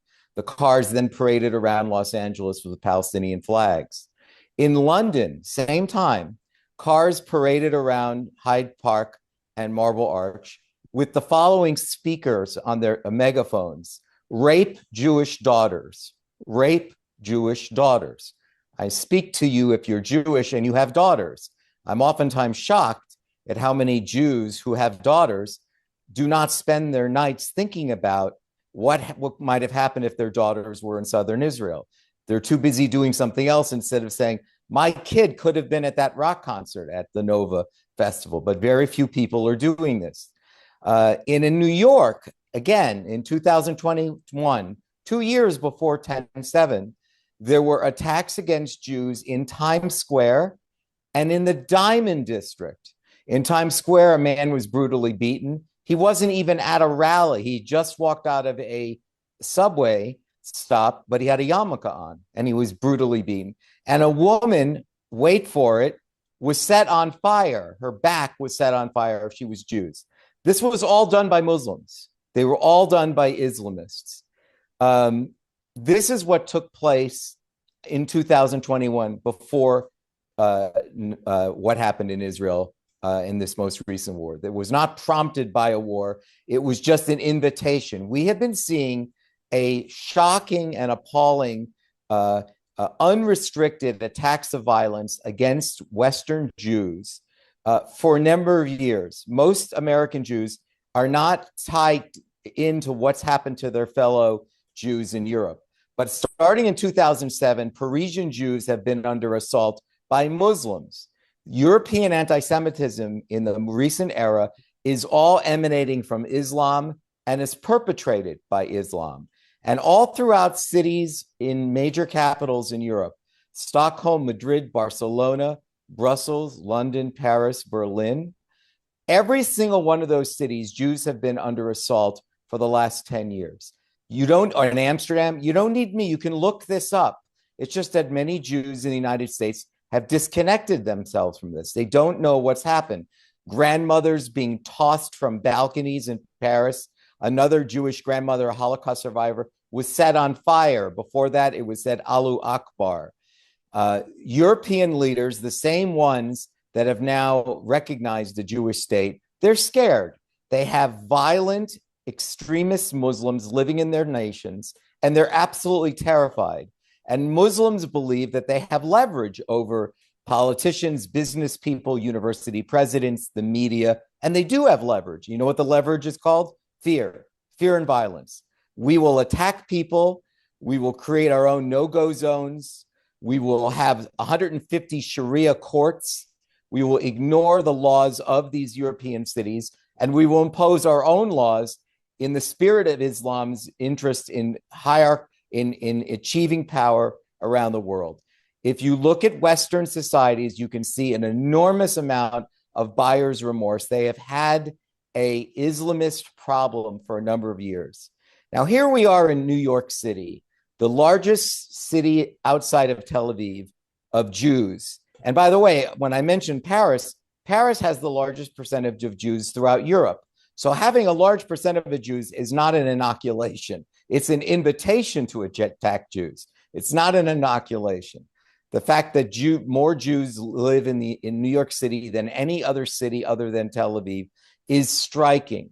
The fact that this is also the financial capital of the world. So you're seeing things that are evocative of something. The financial capital of the world, Mamdani is saying he's going to tax the rich. And now you have to ask yourself, will the largest percentage of Jews in the United States be safe with a man who cannot denounce globalize the Intifada? What he's essentially said, and I think this has just not gotten enough attention. Globalize the Intifada means I accept violence committed against Jews globally, not where there are settlers, not where there are Jews in Israel on Islamist land or Arab or Muslim land, but wherever they can be found. The potential mayor of the largest city of Jews outside of Tel Aviv is actually saying this should have been a no-brainer for him. He should have been able to say, of course I can't accept that. Of course I can't renounce that kind of language. I'm about to lead this city. I can't lead a city that has the largest percent of Jews in the United States and at the same time say that I support or would never denounce globalize the Intifada, because it's essentially an invitation to attack Jews in my city. And this is what we've seen in European capitals.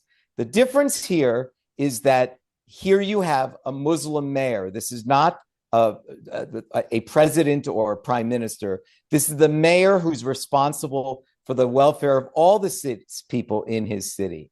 Now, we've seen throughout Europe, certainly in the UK, many cities now being led by Muslim mayors and city councils, and that especially throughout England. And that has a lot to do with the unrestrained violence against Jews, is that there's a simply leverage against the national government. And in terms of the local governments, they're just led by Muslims and Islamists who have no problem harming Jews. Now, let me just remind you that it was only a year ago that one Muslim city that has the largest percentage of Muslims in the United States, Dearborn, Michigan, is the first time the American flag was lit and we were starting to hear death to America, death to Israel, death to Jews. This was not seen in the United States. This is all very new, which is why I'm reminding you of what happened in 2021. And then we have another moment in Dearborn, Michigan, where we're starting to light flags and saying, we really reject American liberalism and representative democracy, and we're interested in something else. Let me tell you something that also just happened in Dearborn, Michigan. These are harbingers of what might happen in New York. The Muslim mayor of Dearborn, Michigan, at a city council meeting where most of the city council, I think the entire city council is Muslim, was listening to the concerns of the electorate. And a Christian minister, a cleric of some kind, spoke at the lectern and he said, I am not comfortable using taxpayer funds to rename a city street in honor of a Hezbollah terrorist. This just took place 3 weeks ago. You can look this up. A Christian cleric said, I do not feel comfortable that we have named a street for taxpayer dollars for a Hezbollah terrorist. And he was told publicly by the mayor of Dearborn, I want you to know that you are not welcome in our city anymore. And if you leave our city, I will be the first one to throw a parade to celebrate that. This is America, ladies and gentlemen. Now, all I know is that Mamdani's smile and smirk seems to me like a con job. And because we know what he said about defunding the police, we know what he said about globalize the Intifada. We know that he doesn't believe in the existence of a sovereign Jewish state. He said enough things that tells us how he feels. He, in all likelihood, to some certainty, is going to look the other way when there are crimes against Jews, just like we've seen this in major capitals around the world. This is not speculation. This is something that we've seen in Western capitals around the world, and there's no evidence that we will not see this here. Jews are responsible in so many ways for the cosmopolitan culture that is New York City. And if taxing the rich is going to force an erosion of the tax base because rich New Yorkers will leave, New York City may become uninhabitable for Jews. French Jews, London Jews, Berlin Jews, Stockholm Jews are all making aliyah to Israel because those cities have become unlivable because of Islamist influences and Islamist political agendas. I'm afraid that's where we're headed here in New York City. We're going to actually reach a point where Jews are going to say, I think I have to buy something in Israel because I can no longer live in this city. That's what the stakes are in this election. I'm not scaring you or exaggerating to you about anything that isn't already visible throughout Western Europe. This is not mere hyperbole or speculation. The problem is most New York City Jews and New York City residents have not followed what has happened throughout Western Europe. They have no idea. And if you didn't know it, I'm glad I'm telling it to you. And then maybe you should spend a few minutes online and say, oh my God, I did not know that at a Jewish day school in Toulouse in France, that a rabbi and students were killed by an Islamist. I didn't know that before the Charlie Hebdo cartoonists were killed, that Islamists attacked a kosher market in Paris. I didn't know that. You should know that, but many of you won't know that. And I think that this is something that you have to really ask yourself. If you're Jewish and you're voting for Mamdani, you're essentially ignoring the evidence throughout Western capitals, Australia, Canada, and throughout Europe, that the situation, the perilous situation that has existed for Jews in those areas. And if you are a decent, law-abiding, liberal, religiously pluralistic, free speech-oriented American person believing in representative democracy, you should be very, very afraid, very worried, because what that speech, that comment given by the Dearborn, Michigan mayor, who said, I don't want you, Christian cleric, to live here because I want to be able to name a street for a terrorist. And if you leave, I will throw a parade to celebrate your departure. This is going to be possible in New York if Mamdani, his mentors, his family, his background, his parents, everything is pointing in one direction only: hate Jews and destroy the Jewish state. And keep this in mind. If you haven't voted in a New York City election in a while, now is your time to quickly register and show up at the precinct. Sorry to deliver bad news, but it's not original news. It's been out there. Think back to 2021. Jews attacked at Times Square, a woman set on fire, a man brutally attacked. And by the way, I just read 2 days ago, an Israeli lecturer was beaten on West 38th Street. He was followed outside a building and brutally attacked. I think he's in a hospital with some kind of brain injury. This is happening live. This is not a Hollywood movie. This is something that you can look up and see. the actions taken by Muslims. Anti-Semitism in the modern West now is not from the right. It's only from Islamists and Muslims, and it's been going on since at least 2007 in Europe. Thank you very much. Go vote for Cuomo or Sliwa, but please vote. Thank you, Thane. Our next speaker is also a man who truly needs no introduction. Andrew Pollock made headlines after his precious daughter, Meadow Pollock, was killed during the school shooting at Marjorie Stoneman Douglas High School in Parkland, Florida. Andy has been a fierce advocate and school safety activist for ensuring that police are funded so that they can properly respond to catastrophes like the one that killed his daughter and her classmates, and to preventing similar tragedies. He founded the nonprofit Americans for Children's Lives and School Safety, or CLASS. He is also the author of the book, Why Meadow Died. Please welcome Andy Pollock. Good afternoon, Rabbi. My name's Andy Pollock. I grew up in Long Island, so I will always be a New Yorker. I don't live there anymore. I moved out. My home base is in Florida, Fort Lauderdale, right outside of Fort Lauderdale.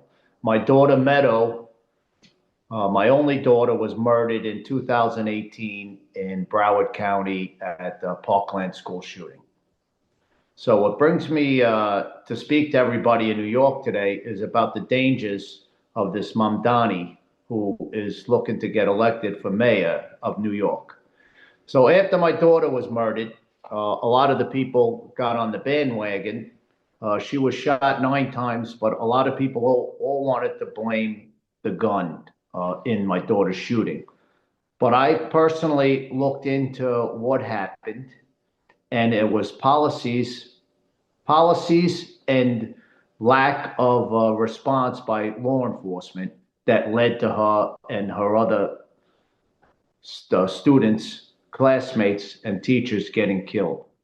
So my warning to all of you New Yorkers is that you need law enforcement involved when it comes to emergency response.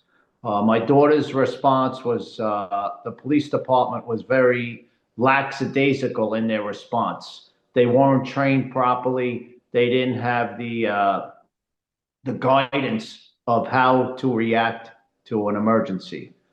So that's one of the things. And Mamdani is looking to defund the police, and that wouldn't work. And you just had that shooting in New York in the office building where it wasn't a great response from law enforcement. They didn't know where the shooter was in the building, and a few people were killed inside that Manhattan office building.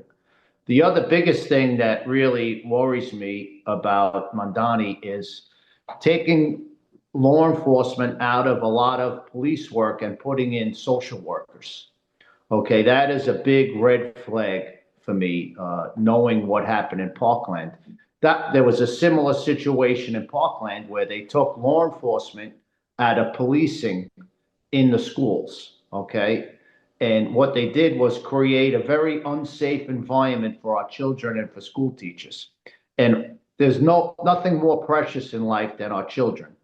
So they replaced law enforcement with social workers because they didn't trust law enforcement to do it.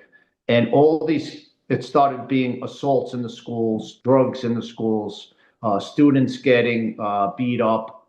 And this is what happens when you take law enforcement out of policing, when you replace it with social workers. And this is exactly Mamdani's game plan, is to remove law enforcement from scenarios where there's better off to be police enforcement. So it creates an unsafe environment, which is terrible for school teachers and our children. And one of the worst things that I noticed, what it does when you take law enforcement out of policing, it gives children multiple chances at being criminals. And that's what happened in Broward County. And all these kids, instead of getting introduced to law enforcement, they sat with social workers, okay, where they didn't get held accountable. So it set them up for failure. So when they're adolescents, they're committing these crimes and not getting held accountable. And then when they turn 18 and go out into the real world, they think that's going to happen again, but then they're getting charged with felonies. So felonies skyrocketed in Broward County because of these social policies of bringing social workers in instead of law enforcement. So my warning to everybody in New York is, do not vote this way and make our children and communities unsafe. You need police to hold people accountable, and you need police in certain scenarios. Police are our friends. This Mamdani is going to make them out to be our enemy, which I see in a lot of these other very left-leaning cities. They do that, and it deteriorates everything in the community, from public safety to school safety. It's just a domino effect in your community to deteriorate it. A vote for Mamdani is a vote against public safety. I witnessed this firsthand. Please take my advice and do not vote for Mamdani. Thank you so much, Andy. Our next guest is also a great American, Lieutenant Randy Sutton, who is a 34-year law enforcement veteran and the founder of the Wounded Blue, the only national organization focused on aiding officers injured in the line of duty. The organization has surpassed providing $1 million in assistance to law enforcement officers all across the nation. Please welcome Lieutenant Randy Sutton. Hey, thank you guys so much for having me here. We've got some truly important things to talk about. And what I am seeing as a 34-year law enforcement veteran and as the founder of an organization that has helped more than 16,000 injured and disabled police officers is truly frightening to behold. We are seeing an individual, Mamdani, of course, who I'm talking about, who is an absolutely dangerous individual when it comes down to the public safety. Well, he's a dangerous individual when it comes down to the leadership of the largest city in the country. It is absolutely shocking to me that the people of New York have embraced this individual. This man is a racist. He is anti-Semitic. He is unapologetic when it comes to his stance against this nation and against the issues that affect every single New Yorker, from the economics, but down to the public safety. What this individual is postulating about is literally defunding the police. He is talking about creating an environment which will be absolutely devastating to the public safety and the people of New York. Talking about not funding the police to the point where they can actually be effective. In fact, just the opposite. He's talking about replacing police officers on domestic violence situations with social workers. By the way, this has been tried before and has been an abject failure everywhere that it has been tried. Listen, law enforcement, the last thing they want to do is go to domestic disturbances, but it is their duty. Excuse me. They understand how dangerous these situations are. And when it comes down to handling them, police officers have been effectively handling domestic situations, have saved countless lives by intervening when it's necessary, by taking people into custody. The idea of social workers, well, that's really nice in the world of unicorns and rainbows, but the reality is quite different. We have seen devastating violence towards women and towards domestic partners for many, many years, and law enforcement has effectively taken on the role that is given to them, and that is to be law enforcement officers. That means that when it comes down to taking people into custody for domestic violence situations, that is their rules, that is their regulations, that is their duty.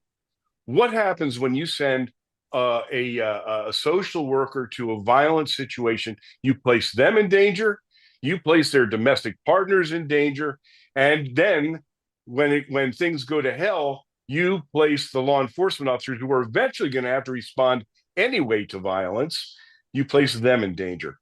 Mamdani is truly the worst thing that could happen to the city of New York. And I hope that the voters realize the danger they are putting themselves into if they elect Mamdani as the mayor of the Thank you, Randy. Dov Hikind is another New Yorker who really needs no introduction.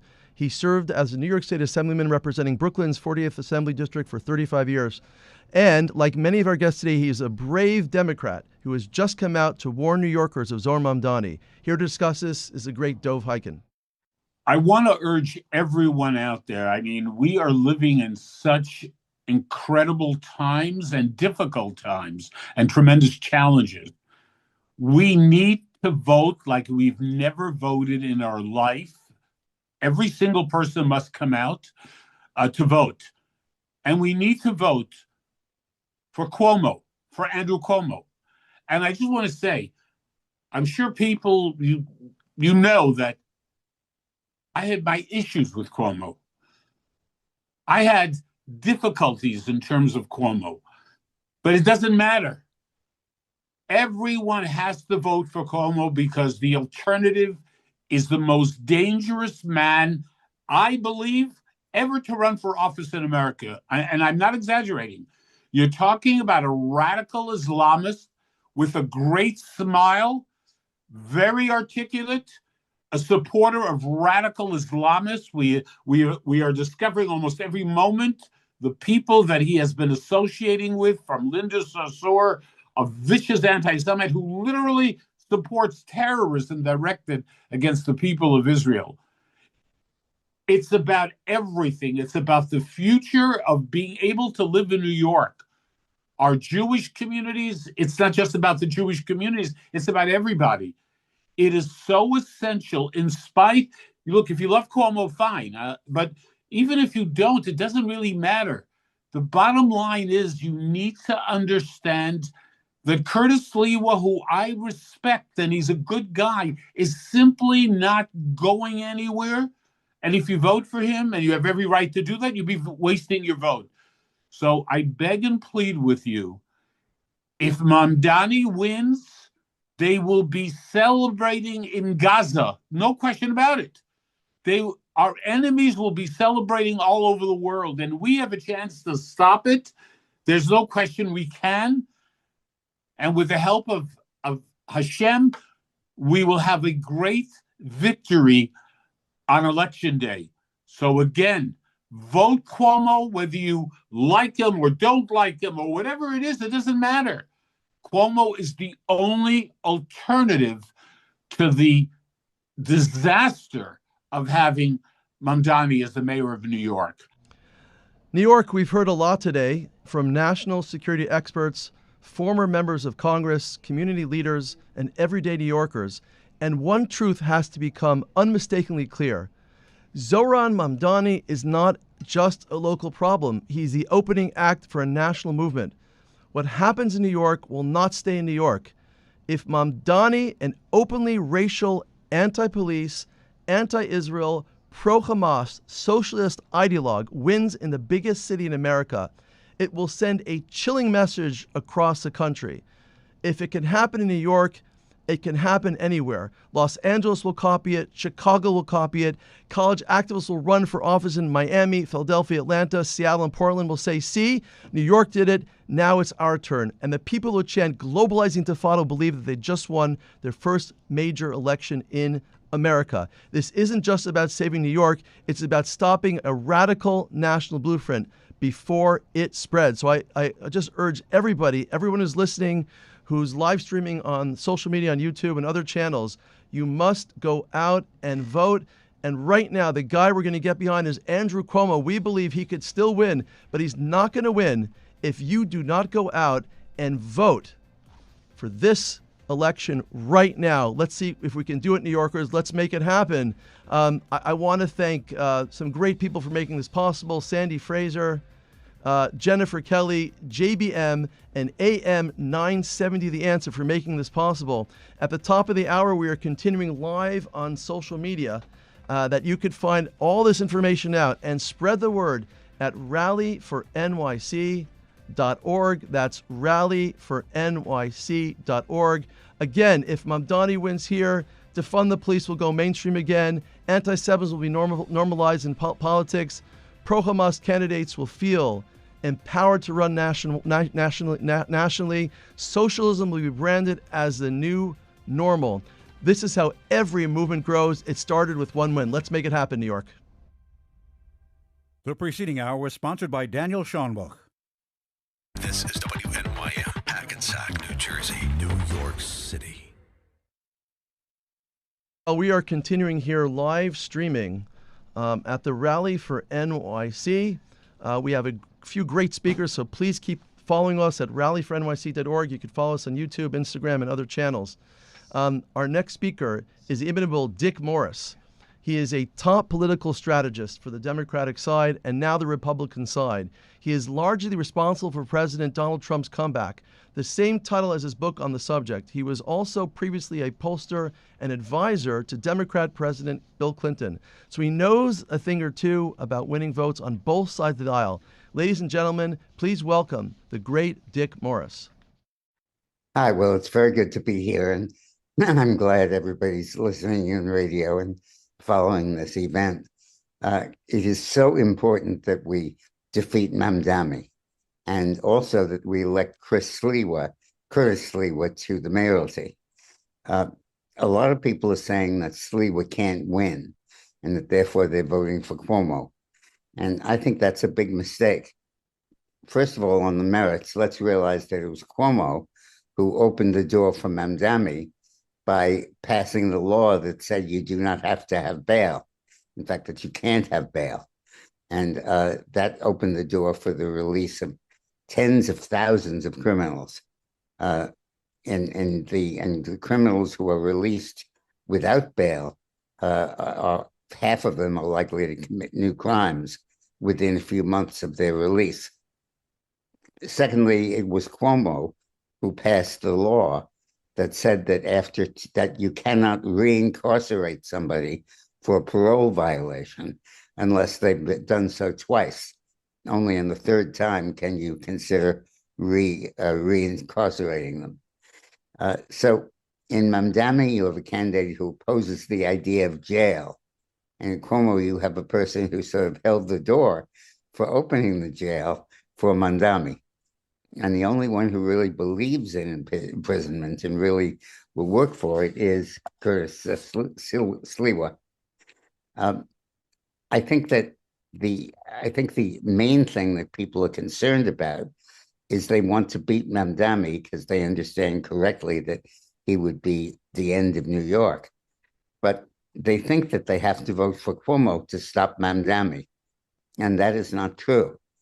In fact, when you compare the polling in the Emerson poll, which is well respected, on September 7th with the AARP poll this past week, October 15th, you see that in the intervening 5 weeks, Mamdani stayed constant at 43%, did no gain, no loss.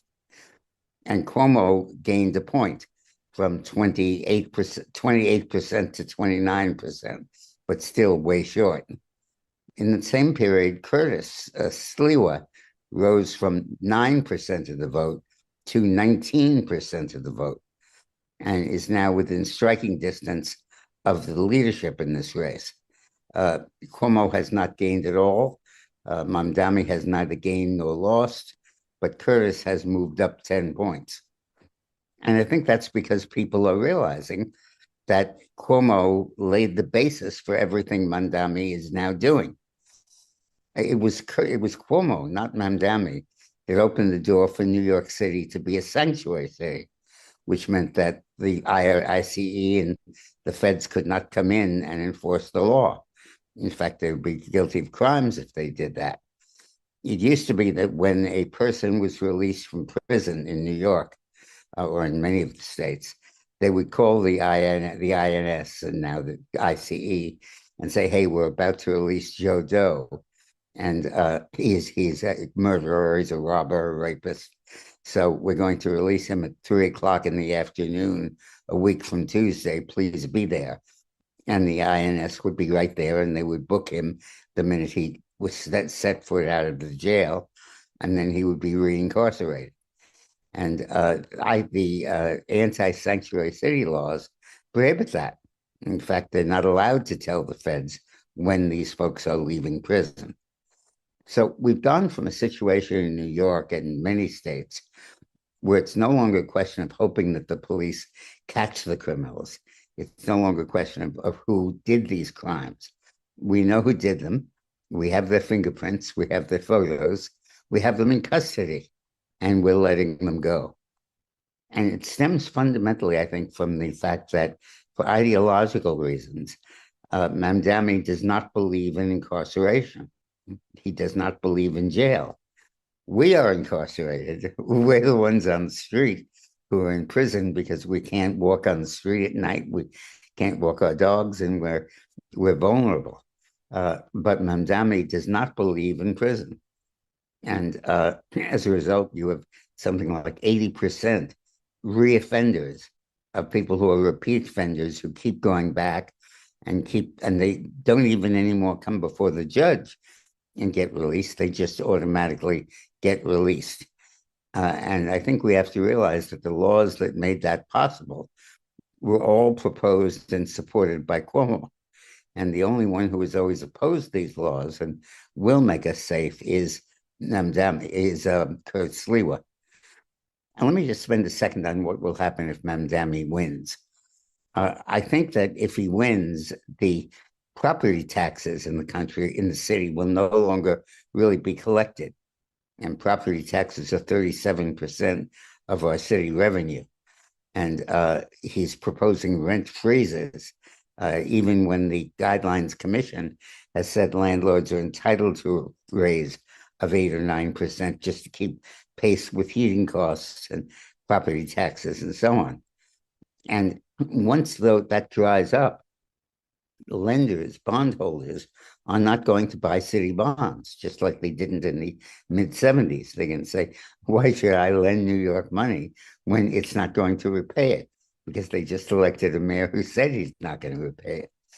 And the result will be that the city will be unable to function. After a couple of weeks, it will run out of money, will need to borrow money, and the lenders will say, no, unless you can guarantee repayment. And I believe that will lead to a state and then probably a federal takeover of New York City. I think that New York will become like Washington, D.C., run by the federal government. And I think they'll have no alternative to do that because the Democrats in Albany and the bondholders will not find satisfaction in the Mamdani policies. On the other hand, if Sliwa is elected, and hopefully a Republican governor is elected in New York the next year, I hope Stefanik is elected, there'll be a willingness to pay, and therefore there'll be an ability to continue services.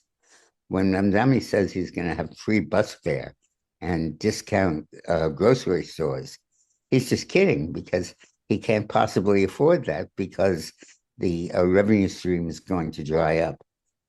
But do not, whatever you do, vote for Cuomo because you say he's the only way you can beat Mamdani. He's not. First of all, he has been unable to close the gap on Mamdani. Everybody thought after Eric Adams withdrew that Cuomo would vault into first place. He didn't. Most of Adams's vote went to Cuomo, but still left him 5 or 6 points short. And he's still 5 or 6 points short.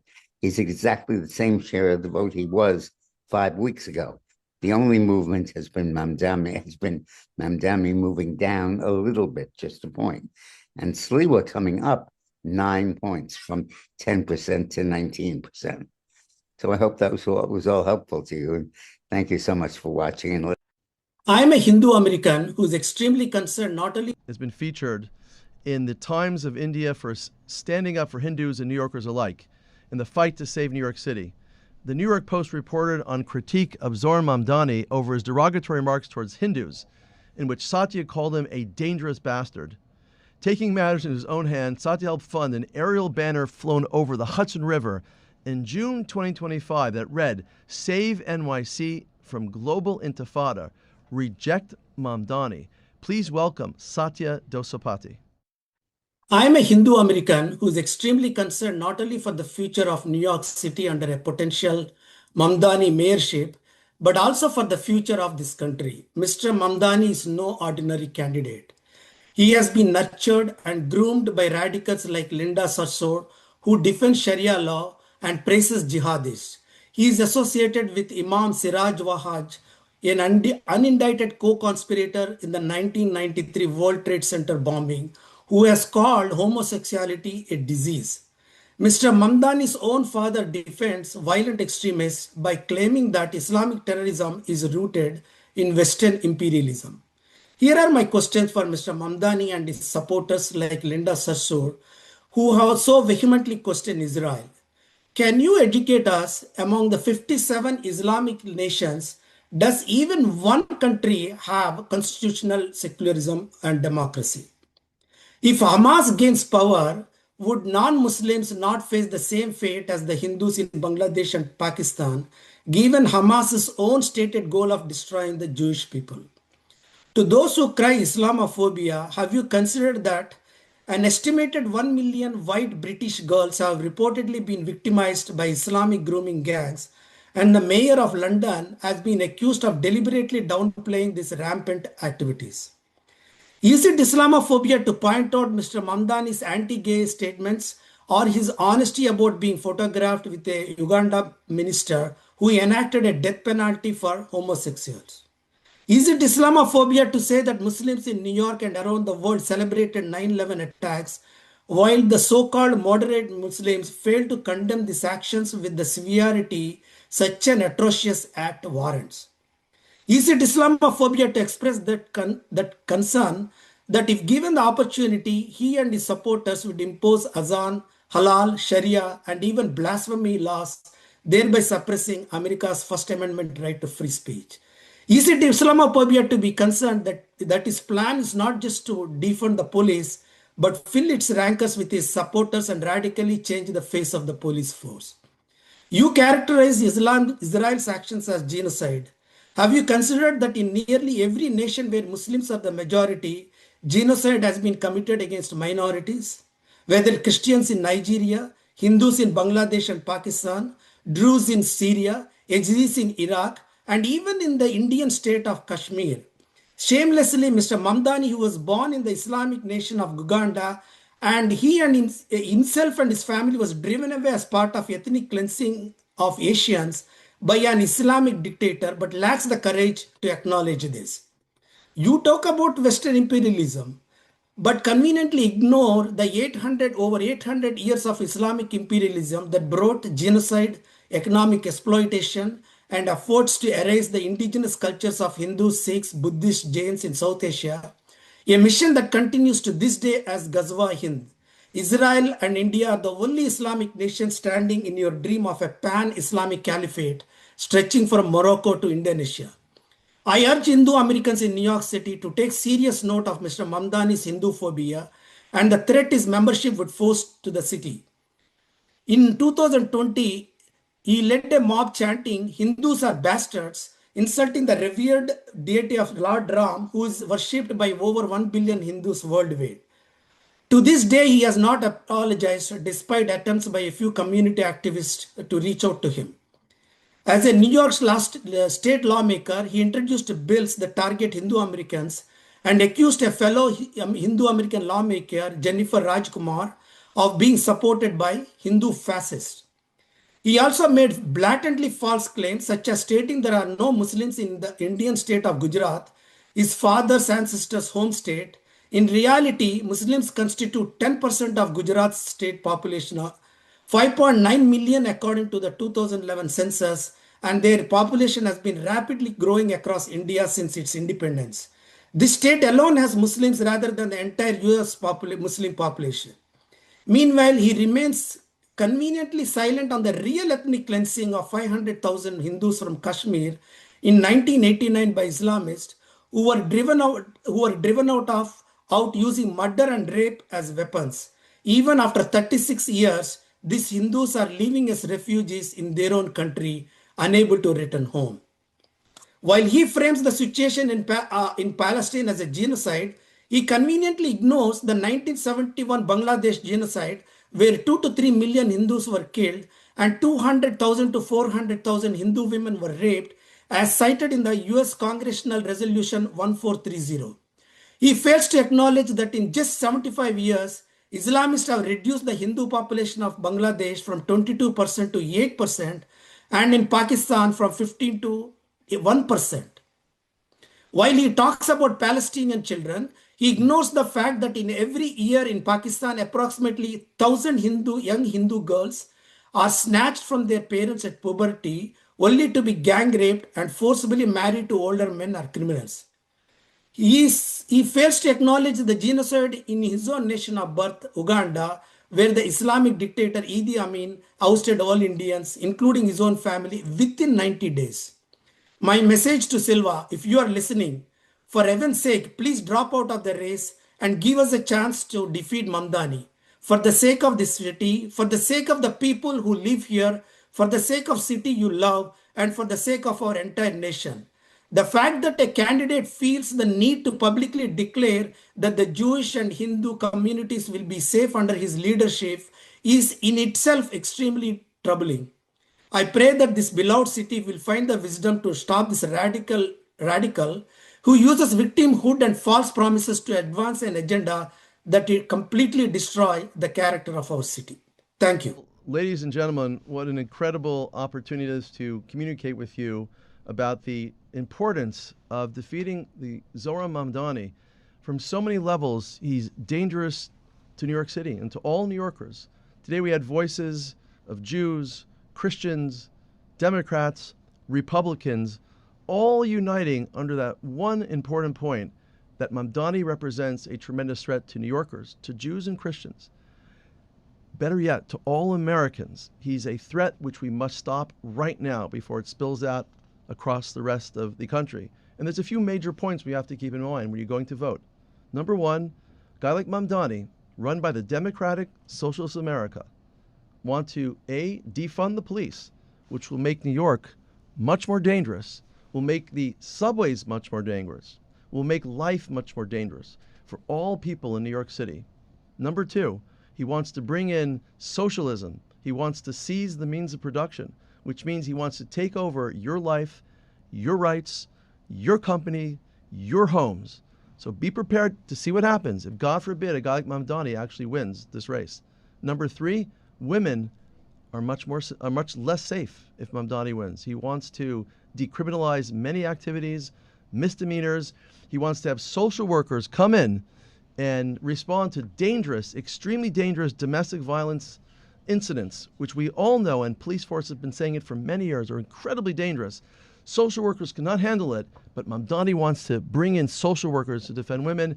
Women are much more in danger now if Mamdani wins.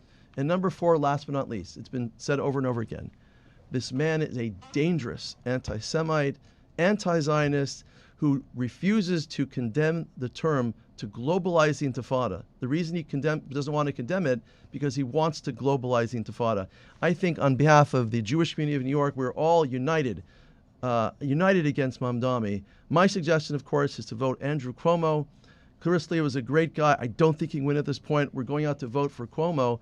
We have till today on Sunday is the last of early voting. There's a break tomorrow. And if you haven't voted by tonight, you can always vote on Tuesday, November 4th, which is Election Day. And as this is an ecumenical gathering, as we're all praying for New York City, we'd like to welcome Pastor Dan Burgoyne of Revival City Church in Los Angeles, who is going to say a few closing remarks. Pastor Dan. Well, Father, we are so thankful for the opportunity that we get to come together and we get to make much of the fact that God is in control.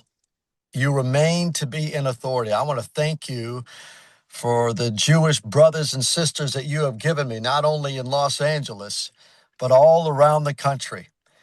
You have a people that you have pulled for your own great name, and I want to thank you that you are the one who can be trusted. I want things to go our way. You know that we're to fight for righteousness. We're to take stands that matter. We're to do what it is that we ought do, knowing that one day the one that we answer to is you. But in the meantime, I also know you're absolutely in control. You are the one who Job said, your purposes cannot be thwarted. You will do as you please. Nebuchadnezzar learned that lesson in Daniel chapter 4. And so I ask that your kingdom would come, your will would be done, and you would make this glorious for the purposes of heaven. We put our trust into you. In your precious name. Amen. Thank you, Pastor Dan. Let's hope in that spirit of both Jews and Christians coming together, people of decency around this country and around the world, we can defeat the dangers of Zohran Mamdani. I just want to thank some other people that made this possible, and my great technological technicians today from AM970 The Answer and other people that joined us today. To get a video recording to send out to your friends, family members, and anybody you know who's going to still vote, follow us on rallyfornyc.org, on YouTube, and on Facebook.